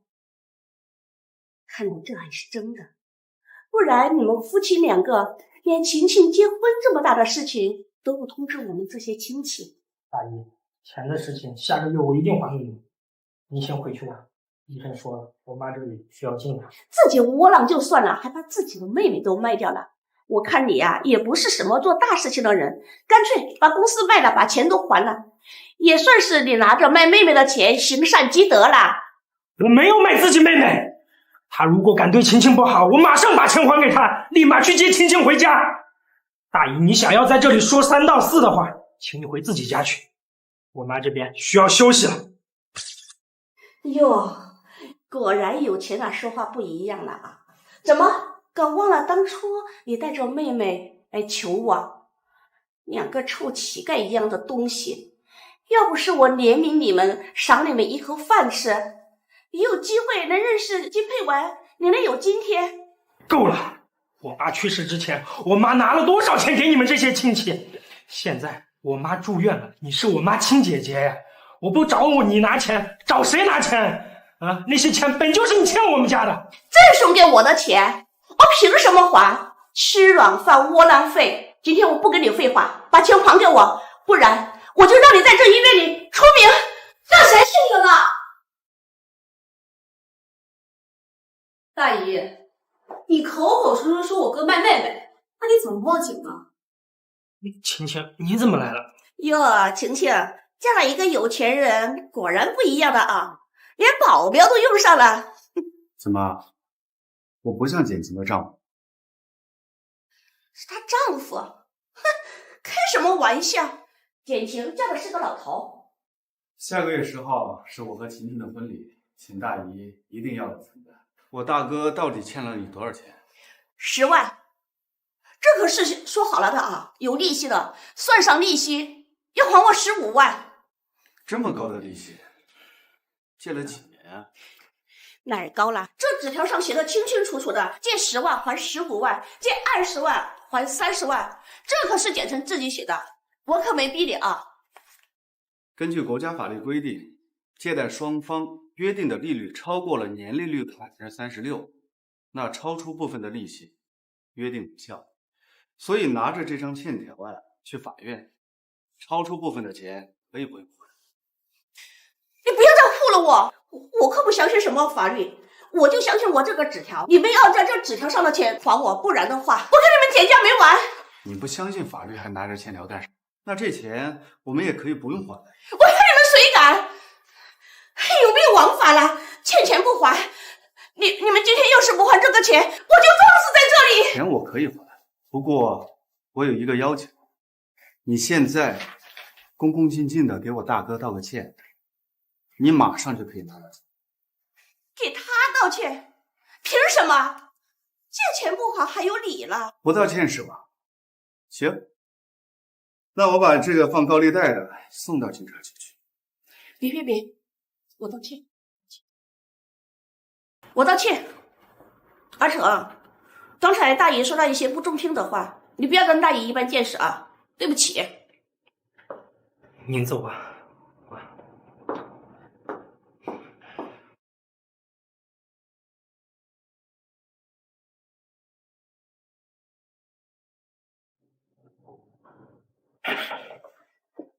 这到底是怎么回事？你不是 CM 集团的总裁岳墨婷吗？怎么会跟我妹妹结婚呢？我妹妹嫁的人明明是于一光呀，难不成是于一光把我妹妹？不是你想的那样，是这样的，相亲那天呢，晴晴认错了人，所以我们俩就阴差阳错的在一起了。怎么会有这种巧合的事情？那你之前认识晴晴吗？晴晴怎么会不知道你的名字呢？我和晴晴认识很多年，我也一直喜欢了她很多年，但简晴还不知道她自己嫁错人这件事情，还希望大哥你替我保密。为什么？等合适的时候，我会亲口告诉她。好吧，还是要谢谢你，至少晴晴嫁的人是你，而不是于一光，这对我对晴晴来说，何尝不是一件好事呢？这对于我来说也是一件幸事。佳佳，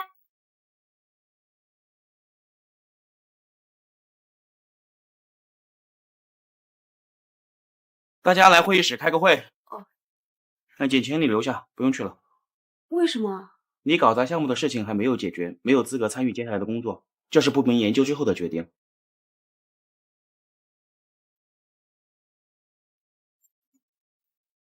有的人呐，不仅能吹，脸皮还巨厚，自己做了什么自己不知道吗？还想打破砂锅问到底。涛哥，我们走吧。走吧。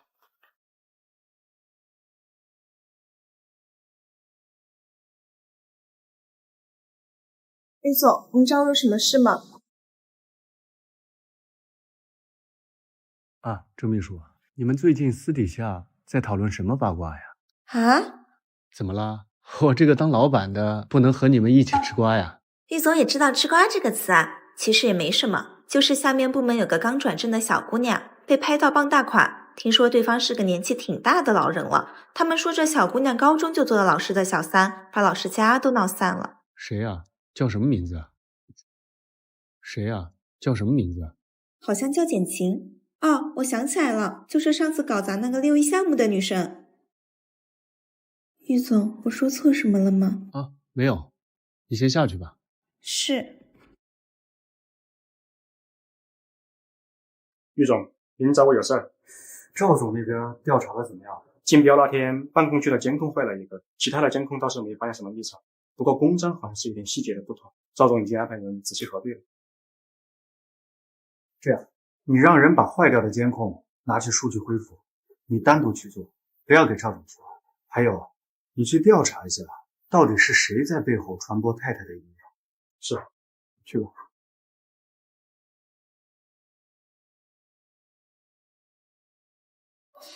一上午没看到简晴，开会也没叫她。你说她不会生气，自己去找背后的金主了吧？可不是嘛，受了这么大的委屈，可不得找老头安慰一下呀。哎呀，你们高中同学不挺多的吗？难道没人问问那个体育老师过得怎么样？你还挺八卦的。这不是怪你吗？每次说事情总说到一半，把我们的兴趣勾了起来。哎，现在正好没事，你给我说说呗。哎，现在正好没事，你给我说说呗。我去参加同学会的时候啊，倒是听和体育老师住得近的同学说过，当年啊，那体育老师跟简晴的事情被大家知道以后啊，人家体育老师啊可是抱着离婚跟简晴过的态度去的。哎，结果呀是又出钱又出力送简晴去上大学。结果啊，那简晴到了大学以后啊，认识一个新男朋友，一脚啊就把体育老师给踹了。这不是卸磨杀驴吗？小心点儿。哎呀，倒是杀了吧，他也解脱了。哎，我听同学说啊，体育老师现在过得可惨了，老婆孩子没了，工作也没了。后来啊，还沾上了毒瘾，现在不是喝酒就是去赌博。听说啊，连爹妈死了都没钱安葬。这也太惨了吧！简晴就不会去看过人家？哎呀，看什么看呢？他可巴不得体育老师一辈子别想起他来，要不然呢，他现在的金主能饶了他吗？哎，我还听说啊。他现在的金主啊，说他是处子。哎呀，也就是那种老头才会相信，现在做层膜能有多难啊？简晴，你这么了解我，看来你经常做那层膜。叶小姐，你还没回答我的话呢，你的膜做过几次呀？我不知道你在说什么，我先走了。站住！站住！你敢打我！你的臭嘴难道不该打吗？你敢还手，那么就只能法庭见了。不知道诽谤罪能不能保住叶小姐光鲜亮丽的工作？简晴，你人打就打了，你就放过玲玲吧，大家都是同事啊。刚刚你们八卦我的时候挺开心的呀。你们怎么没想到我是你们同事呢？哎呀，我们就随便说说，你不要在意啊。你干嘛打我啊？我就随意打打，你不要生气啊。简晴，你别太过分了！你那些破事，公司里谁不知道啊？我们不过就是顺着大家的议论随便说说，你凭什么打人啊？看来叶小姐嘴巴挺硬的。行，那我先不报警，我就先找赵总。赵总毕竟那么铁面无私，听到这些诽谤的话，一定会给我一个公道吧？不行，被赵总知道了，我一定会被开除的。哎，我一定会被开除的。哎，简晴，这么大点事儿，咱们啊就不要去找赵总了。是我不对，我给你道歉。这么一句不冷不淡的道歉就完了？那你想怎么样啊？当着公司所有同事的面澄清你对我的胡编乱造的话。简晴，不是我不帮你澄清，是我澄清了，大家也未必相信呀。当初你怎么造我的谣，现在又怎么让他们相信你对我的澄清？如果你做不到，那我们就赵总办公室见。好吧，我答应。赵总，求求您帮帮我！别一上来就哭哭啼的，好好说，到底什么事儿？简晴因为她近期风评不好的事情很上火，她为了洗白自己，收集了我的语音，让人做成合成语音，说是我诬陷她的，还逼迫我在同事面前给她澄清道歉，不然就要抓我去警察局。我实在没有办法了，只能求赵总帮帮我。既然你知道声音是合成的，那你还怕他干嘛？就算他去警察局告你也没用。可是那个声音真的和我一模一样啊！就算他不告我，万一被泄露出去，同事们都会以为是我做的。可是我真的没有说过呀！他那些事情都是有同事亲眼看见传出去的。就是因为我上次和他闹了矛盾，他就一直记恨着我。叶玲玲，你最好保证你说的话就是真的，不然我可保不了你。你应该知道简晴是谁推荐进来的。我发誓。如果我说的有半句假话，我立马辞职。好了好了，我知道了，你先回去吧。好。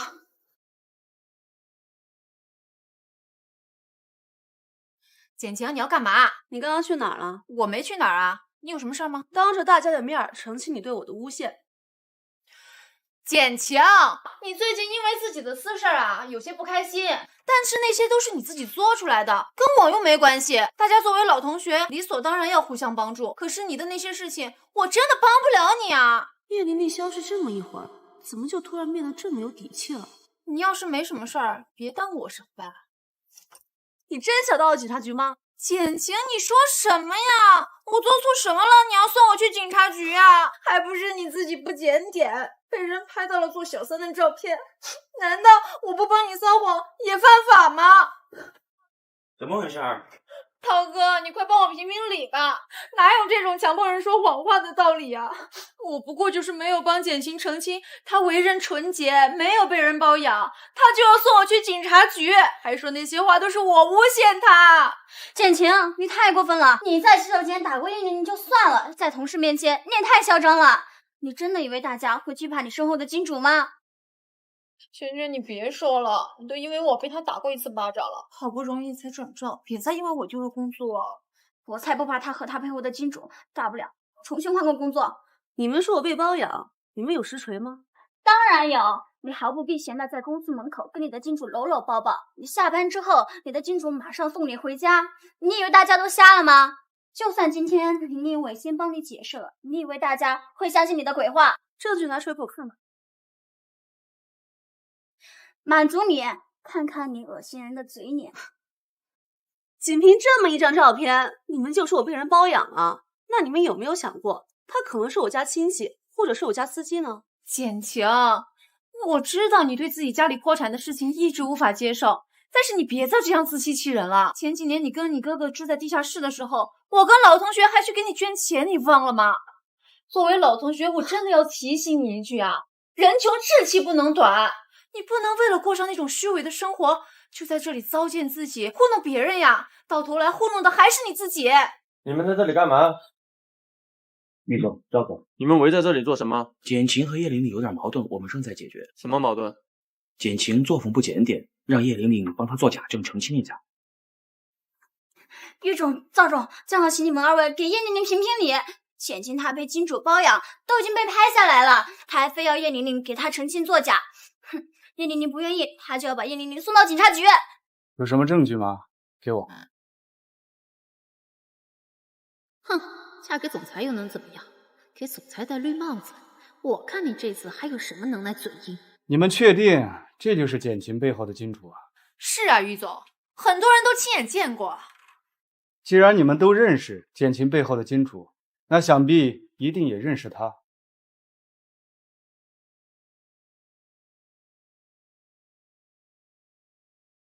对，就是他。我那天下班亲眼看到他下车给简晴开车门。我也记得是他，早上上班的时候就是他开车送的简晴。玉总，他怎么会跟您在一起啊？难道玉总今天就是来找简晴捉奸算账的？没错，他就是我给晴晴安排的司机。什么？玉总给简晴安排司机？我没听错吧？啊，这也太抓马了吧！玉总为什么要给简晴安排司机啊？这不可能！明明说简晴家他们已经落魄了，现在都在地下室呢。我玉墨婷的妻子还不至于沦落到睡地下室，更不至于被人包养挣钱养家。我说玉总当初怎么拿个小员工进来？齐萱萱、叶玲玲还不赶紧给简晴道歉？先不着急道歉，等警察来，先查清楚到底是谁在造谣，追究完责任再来道歉也不迟。不是我，我都是听叶玲玲说的。对，我也是从叶玲玲这里听到，是她说简晴上学的时候被老师包养的。我好像也是从叶玲玲这里听到的。你们都在胡说八道些什么呀？明明就是你们传的话，怎么都往我身上栽啊？叶玲玲，你可真恶心！谣言都是从你这传出来的，我们小群里可都有记录呢。齐萱萱，把你们小群记录先截图，待会儿一并交给警察。我对你这么好，你居然敢背刺我！你利用我多少次了？我只是实话实说罢了，哪里背刺你了？我打死你这个两面派！简晴，于总，我不是故意的，我给你们道歉。你明明编造的那么详细又周全，怎么就鬼迷心窍了？是我不对，我真诚的跟你道歉。不必了，我不接受你的道歉。一切事情等我们到警察局之后再说。不行，你必须接受我的道歉，我不能坐牢啊！叶玲玲，别在那里鬼哭狼嚎了，你刚刚在我办公室发过誓，如果你说的有半句假话，你就自己主动辞职。是不是我自己主动离职，就不追究我的责任了？你给公司造成这么大的损失，你觉得你现在辞职就能一走了之啊？难道玉总知道了投标的事情真相？不会的，监控已经损毁了，没有人会发现。玉总，保安室打来电话说警察已经到了。我不不是已经给简晴道歉了，你们怎么还报警啊？篡改标书，诬陷给同事，给公司造成5个多亿的损失，你觉得这些还达不到报警的标准？篡改标书的人是叶琳琳。叶琳琳胆子也太大了吧！5个多亿，把她卖了也赔不起。这下够他把牢底坐穿了。胡说八道！我没有篡改，都是简晴自己不小心弄错的。我想起来了，去竞标那天文件好像是叶琳琳给我的。我可以证明，叶琳琳是有很大嫌疑的，就是她哄骗我去卫生间找简晴要文件的，文件是我亲手递给叶琳琳的。文件既然经过了你的手，那你也有嫌疑啊！我跟简晴无冤无仇，我陷害她做什么？李助理，带上保安，把他送到警察局去。他不是想要证据证明不是他做的，到了之后把视频监控恢复，给他好好看看。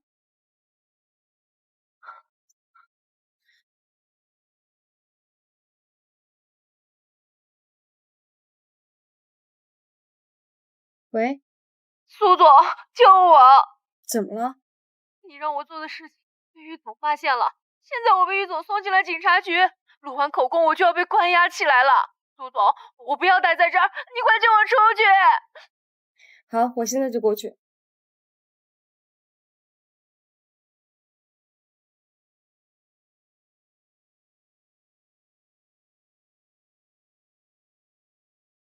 喂，曹律师，你去警察局问一下那个 CM 集团叫叶琳琳的事儿，看看警察手里有多少确凿证据。好的，需要保释那位小姐吗？不要保释，也不要让人知道你是我的律师。是。你谁呀？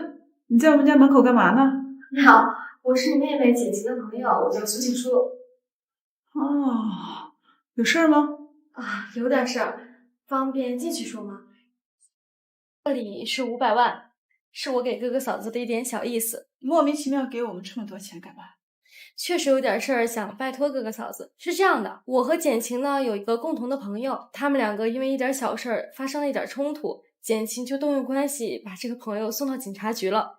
我这个朋友呢现在已经知道错了，但是简晴不肯放过他，所以啊他就来求我来找哥哥嫂子帮忙说说话，让简晴放他一马。你说的是我那个傻白甜的小姑子吧？哎呀，我还没见她跟任何人起过冲突呢。说实话我也挺意外的，但是这次简晴反应挺大的，我想可能跟她嫁的人有关系吧。以前受的委屈多了，现在有人可以保护她了，可能就不想再忍了。那当然，我们家简晴啊现在可是贵妇了，可不能受一点委屈，不能让人欺负。所以呢，我这次来就是想请嫂子帮忙开开口。听说简晴最听哥嫂的话了，嫂子你要是愿意开口帮忙的话，我这位朋友说了，什么代价多少钱他都愿意给。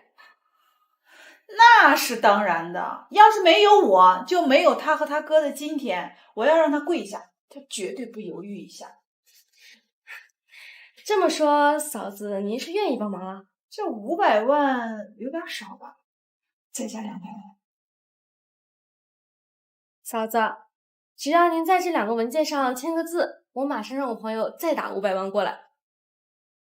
行吧，我签，你赶紧让你朋友把钱打过来。嫂子，你打电话让我回来，有事儿吗？有事儿，喝水，咱慢慢说啊。嫂子，都是一家人，有话就直说吧。既然咱是一家人，我就不跟你拐弯抹角了。你跟你朋友闹矛盾那个事儿，我知道了。你那个姓苏的朋友啊，说给你来道个歉，让你把这个谅解书签了。姓苏？不是嫂子说你，这人就是再有钱，他都不能飘。你可别忘了以前那些苦日子和那些朋友的陪伴。嫂子，给你谅解书这个人叫什么？叫什么来着？哦，我想起来了，叫苏静书。跟你闹矛盾那个人叫叶琳琳。怎么啦，青青？他是不是跟你钱了？哎呀，你这是什么话呀？这朋友之间闹个小矛盾不是很正常的吗？你别往心里去，做人留一线，日后好相见。嫂子，不管他给你多少钱，你都原封不动的还给他。你要是不还，到时候只能进去了，我跟我哥也救不了你。什么进监狱呀？你这不是诅咒我吗？况且他给的那个是给你的道歉款，那你把这和解书签了不就没事了吗？我不会签。你不还钱，他不会找我的麻烦，只会找你的麻烦。是还钱还是蹲监狱？嫂子，你自己决定。站住！难怪你那些朋友说你成有钱太太以后就变，你真的是变了。你在我面前装什么清高？没有我，有你的今天吗？嫂子，不是我不签，是因为他们根本就不是我的朋友，事情也并非像苏静书说的那么简单。即使是签谅解书，也该由玉墨婷签，我没权利签。那你就拿回去给他签呢。以前我还真的是小看你了，没想到啊，你外表看上去傻白甜，你还挺会哄男人啊。嫂子，你什么意思？你和玉墨婷的事儿我已经听你哥说了，我原本还以为你会嫁给那个又老又土的土大款于一光，没想到你居然勾搭上了 CM 集团的老总。哼，晴晴，你还真有本事。玉墨婷跟于一光不是一个人。你别在这给我装了，你既然能让 CM 集团的老总娶你，那我相信你也能哄着让他把这和解书签了。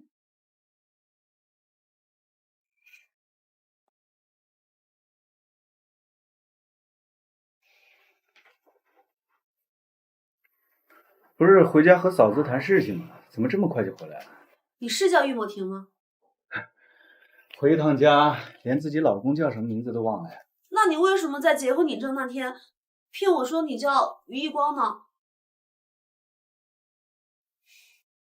玉墨婷，你骗我！晴晴，那天是你自己主动走错地了。那你为什么不提醒我，还要在签字结婚那天骗我？你是准备和我离婚了？你还没有回答我的问题呢。因为我喜欢你10年了。10年？可我们之前并没有见过呀。10年前，你被人拦路打劫，是我带你回的学校。事后你还送了我一摞喜帖书，祝我高考顺利。想起来了吧？是你。可是过了这么多年，这怎么可能呢？让我想躲在我都觉得不可能。我日思夜想的姑娘，竟然会主动坐到我面前，让我跟她结婚领证。姐姐，你说我是骗子也好，是卑鄙小人也罢，既然是你主动坐到我面前，也是你主动带我去民政局，既然你都出现了，我没有理由。这床上的武器。如果你今天是找我算账和离婚的，我可以告诉你我的态度和答案，我不同意离婚。我什么时候说找你离婚的？那你是接受我了吗？我是找你要个说法和道歉的，毕竟你哄骗我这么久，该给我个说法吧。对，老婆，我错了，我不应该瞒你这么久，请给我一次弥补的机会。怎么弥补？哎，你干嘛呢？我都道歉了，现在谈谈你的想法。我没什么想法呀。喂，我喜欢你啊，你呢？玉墨婷，你就这么喜欢我？从来没变过。玉墨婷，我不喜欢你，因为我爱你。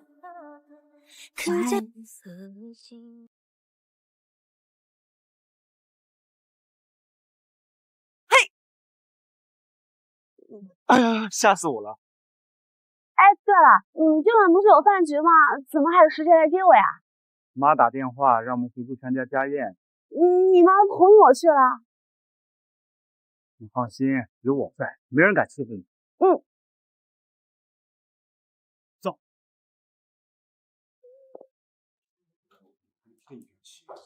哟，墨婷回来了。这是我大舅，这是我二舅，这是我太太简晴。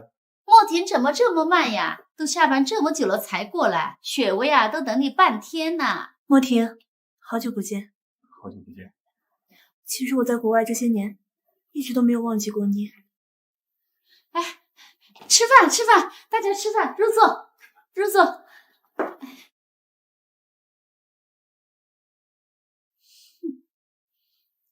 我看你还有什么脸待在我儿子身边？当年我都看不上的货色，也比你强。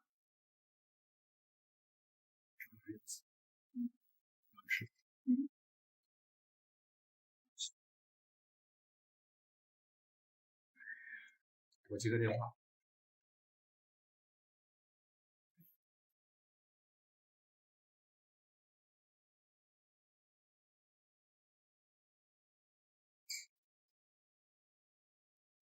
那行，就这样。哎，你在这儿干啥？等你。慕婷，我在国外的这些年，每一天都在想你。直到前天，伯母给我打电话说，她同意我们结婚了。我已经结婚了，不要听我妈胡说八道。慕婷，婚结了可以再离，我不介意。自从见到你身边那个女人第一眼起，我就知道你还爱着我，不然你怎么会找一个气质外形跟我都很像的人做老婆？慕婷，别推开我！当初是因为我的家世太差，伯母才会拆散我们。现在她终于同意我们结婚了，你说反了，不是他像你，是你像他，不然你连靠近我的机会都没有。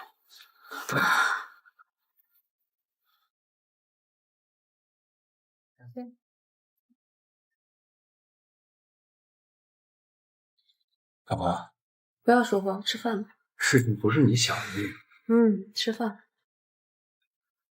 莫婷，跟我去趟厨房。去吧。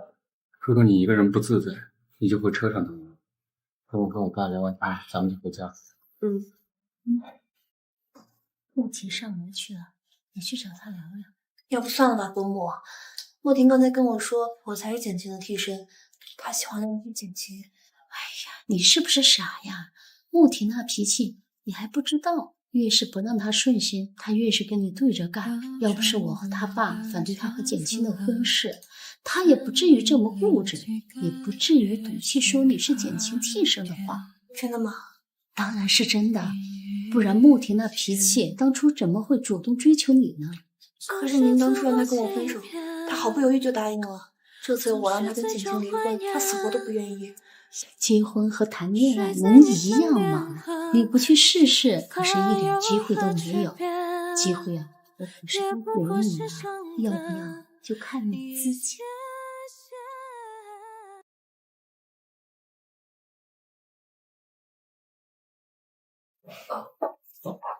我不上厕所，我想找你聊聊。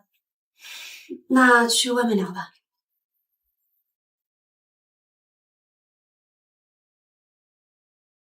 你想跟我聊什么呢？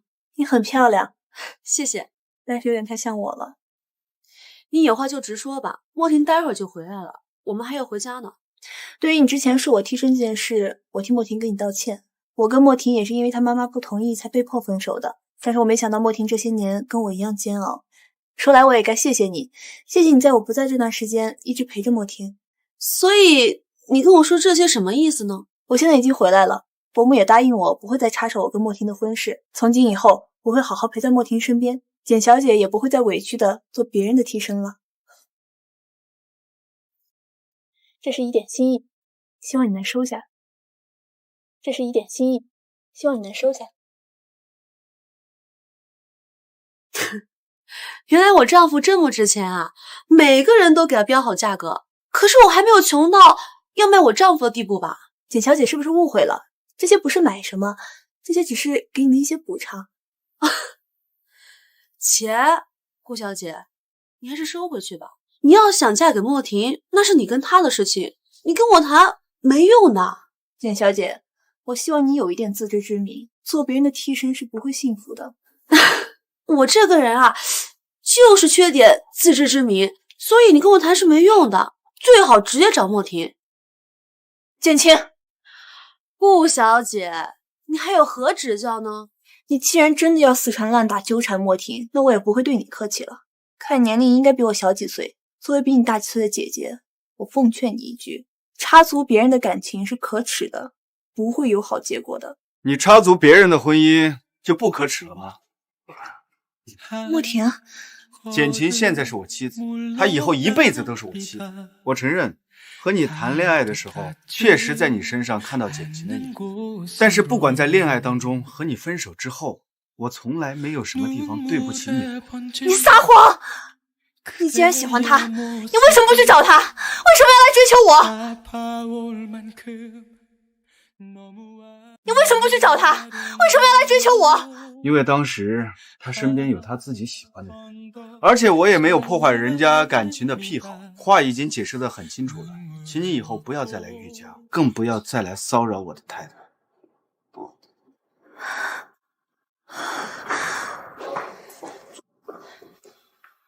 你们两个站在你妈面前干嘛？当门神呢？妈，如果你以后再搞出这些事情出来，我们俩就断绝母子关系。怎么回事？爸，以后 CM 集团股东的位置必须有简晴的一个，我希望得到你的支持。你可别胡说，谁要当股东啊？我们俩是夫妻，我们只有并肩而立，没有谁甩下谁。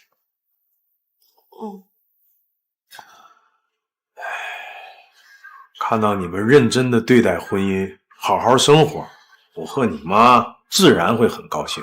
谢谢爸。打碎我的古董，连一句道歉没有也就算了，连杯改口茶也没喝一口，不知道的还以为我儿子娶了个仙女回来呢。哦，对不起，爸，下次我一定给您和妈奉上改口茶。这还差不多。你也听好了，女儿说的话，他们毕竟结婚了，别再闹了。儿子以后有一个二婚的名头也不好听。知道了。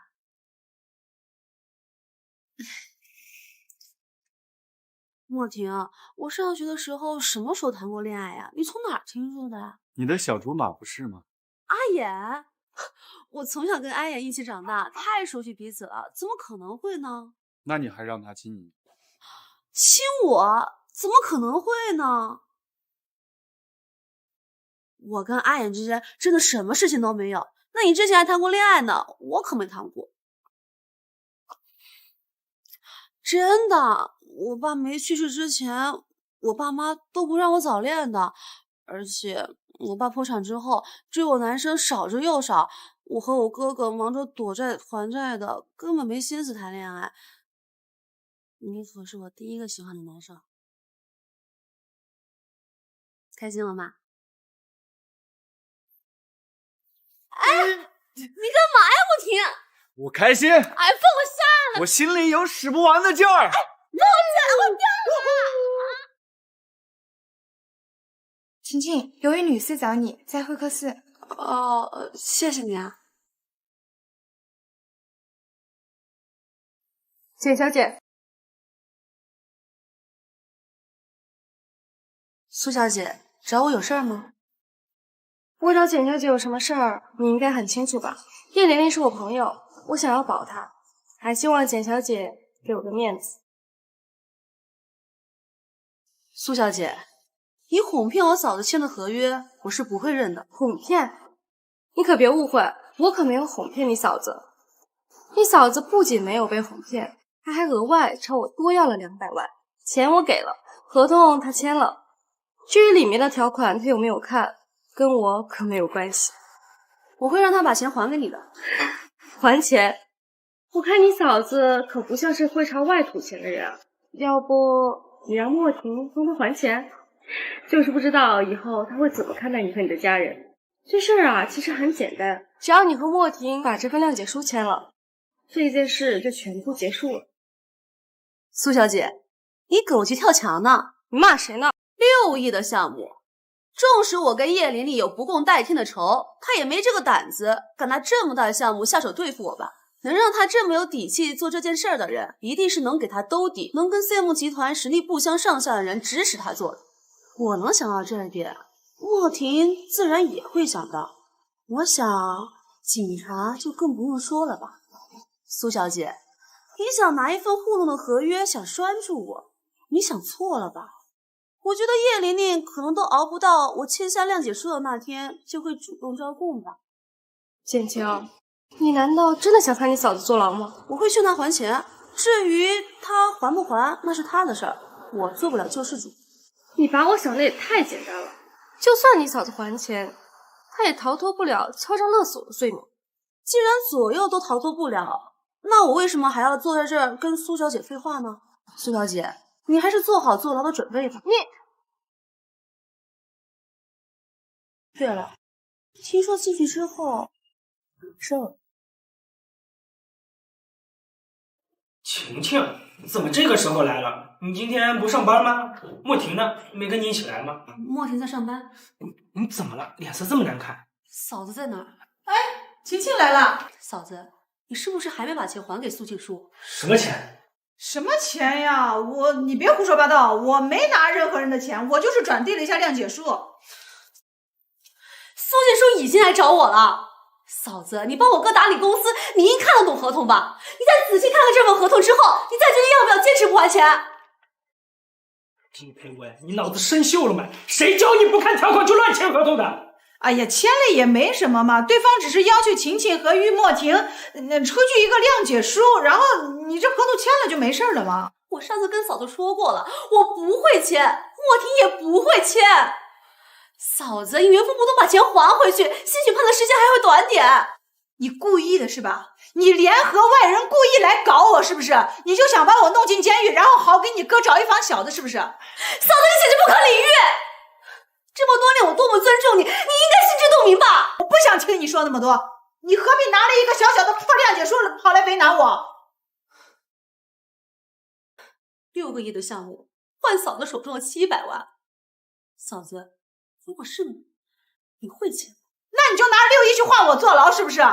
我告诉你，没有我就没有你和你哥的今天。嫂子，你把钱还回去，我会让莫婷请最好律师帮你打官司。简称，你听见没？你听听他说的是人话吗？还有这么没良心的人吗？为了自己男人6个亿的项目，把他的亲嫂子送去坐牢，他有没有良心的他？嫂子，当初要不是你不听我的，随便签合同，怎么会走到这一步？还不是因为你这个小白眼狼！你说说，你都嫁给 CM 集团的老总了，你不往家里面拿1毛钱，哪怕你往家一个月拿个几十万、几百万，我至于没出息的要他那700万吗？谁跟你说嫁给有钱人就一定把钱拿回家？莫婷又凭什么给咱家拿钱？他是娶了我，不是娶了整个简家。你听听他说的什么话？我还以为你是河蚌开不了口的，没想到你嫁给有钱人这么能说会道，把这个冷血小白眼狼说的这么冠冕堂皇，左右都是去坐牢，这个钱我就是不还，你报警啊！报警来抓我呀！哎，晴晴别，晴晴，你嫂子她为这个家辛苦这么多年了，你就算是不看在她没有功劳也有苦劳的份上，帮帮你嫂子，让莫婷签了谅解书。哥，我不说不代表我能一直忍受。如果当初我没有走错餐厅，没有跟莫婷结婚，我现在都可能没有办法好好站在这里跟你们说话。嫂子对家的恩情，我会跟你一起慢慢还给她。可我不想一次再一次的卖自己还恩情。可是这件事不是小事，万一嫂子真的去坐牢了，你侄子怎么办？哥，你有为我想过吗？我逼迫莫婷签了谅解书，我以后怎么在他和他家人面前抬头？那你就眼睁睁看着你嫂子去坐牢吗？我刚刚都说了，我会让莫婷请最好律师帮嫂子。如果嫂子再配合一点，说不定合同无效也不用坐牢。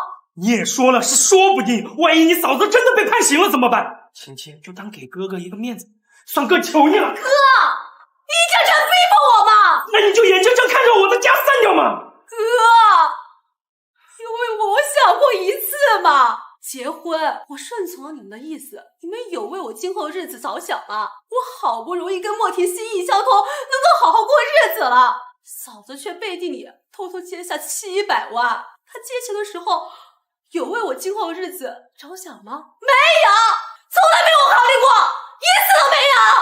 如果今后的日子不要被束缚在你们画的圈里面，我宁愿去死！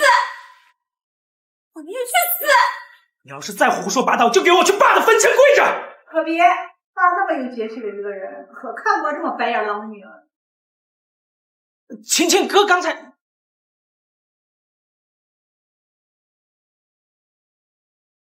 你怎么现在回来了？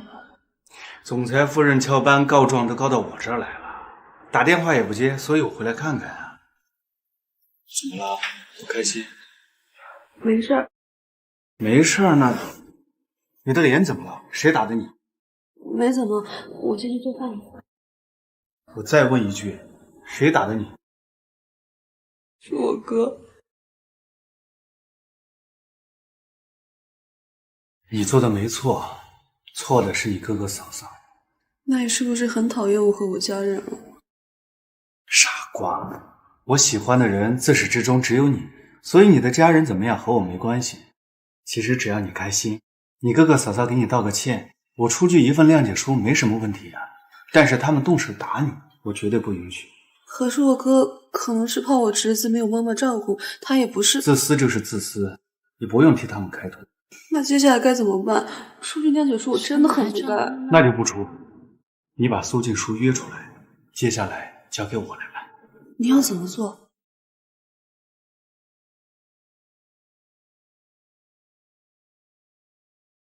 简小姐，你这是想通了？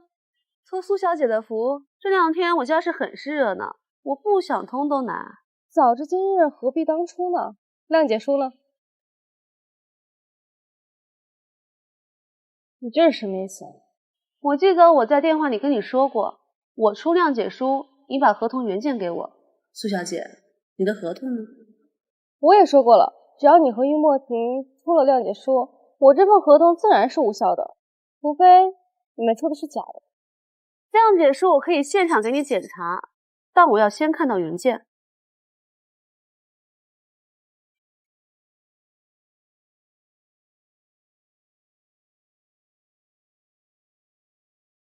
为了不让苏小姐觉得我作假，我现场按手印。但至于莫婷，她说她不想见你，就没办法现场给你证明了。别墨迹了，换案吧。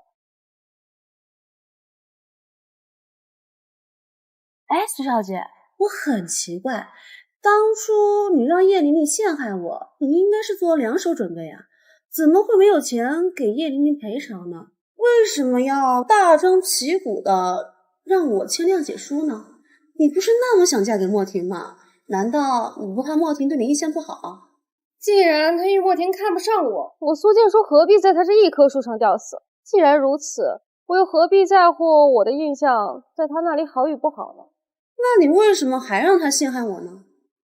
那是因为你活该，要不是因为你故意走错餐厅，现在 CM 集团老板娘就是我，哪里轮得到你在这儿抢了我老公，还在这儿给我摆出一副高姿态，没弄死你都算是我心善了。你可真心善呀！6亿的项目，要不是莫婷帮我，我可能这辈子都还不上吧。别墨迹了，赶紧签吧，我没时间在这跟你耗。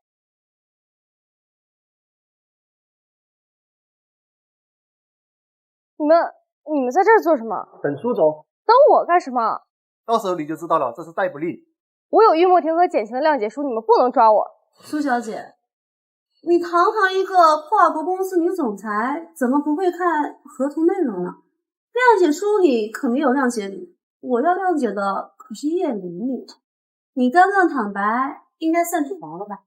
简晴，你敢玩我？我可是都是按照苏小姐的意思写的，你没看吗？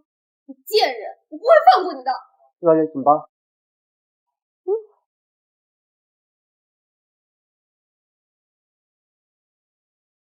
莫婷，晴晴不在家吗？我想跟她聊聊。前些天的事情是我激动了。大哥，请你离开吧，晴晴不想见你。她是还在生我和她嫂子的气，我今天来就是特意跟她道歉的呀。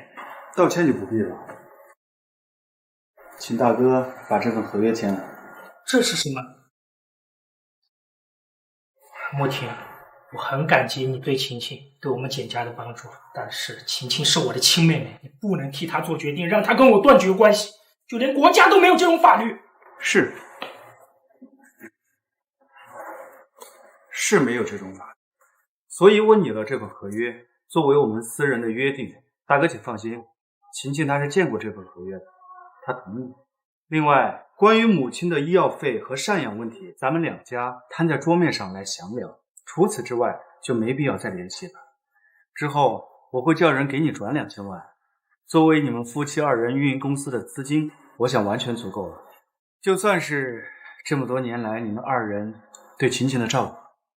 我不会签的，你把晴晴给我叫出来，我当面问她。建成，我敬你是我老婆的兄长，所以对你好言好语。你打晴晴的那一巴掌，我老婆可以不计较，但不代表我可以容忍。所以，请你签完字，赶紧离开。怎么还想打我吗？怎么你还想打我吗？哥，你还是签了吧。晴晴，你真的要跟我断绝关系吗？嫂子对我们有恩情，但对你的恩情更大。我知道你是一个有情有义的人，不会做对不起嫂子的事情，所以为了以后我们生活能安稳点，我们关系还是清楚一点比较好。你是因为那巴掌所以还在生气对吗？如果是你随便打，你打回来。哥本来就对不起你，你随便打，但我们是亲兄妹啊！爸临死前嘱咐过我要好好照顾你跟妈，所以我不会跟你断绝关系的。可我不忍再忍下去了！这些年，嫂子不是打我就是骂我。我为了让你跟嫂子能安稳点，我没命的工作，我甚至放弃我喜欢的工作。我一边帮你们打理生意，一边帮你们照顾孩子。可你呢？嫂子非让我嫁给比我大几十岁男人的时候，哥，你并没有为我抗争到底。你看似每次在帮我说话，可到最后都屈服于嫂子。我每次都在想，可你说的那些话，到底是说给我听的，还是说给嫂子听的？你不签也没关系，反正以后我是不会再回来了。晴晴。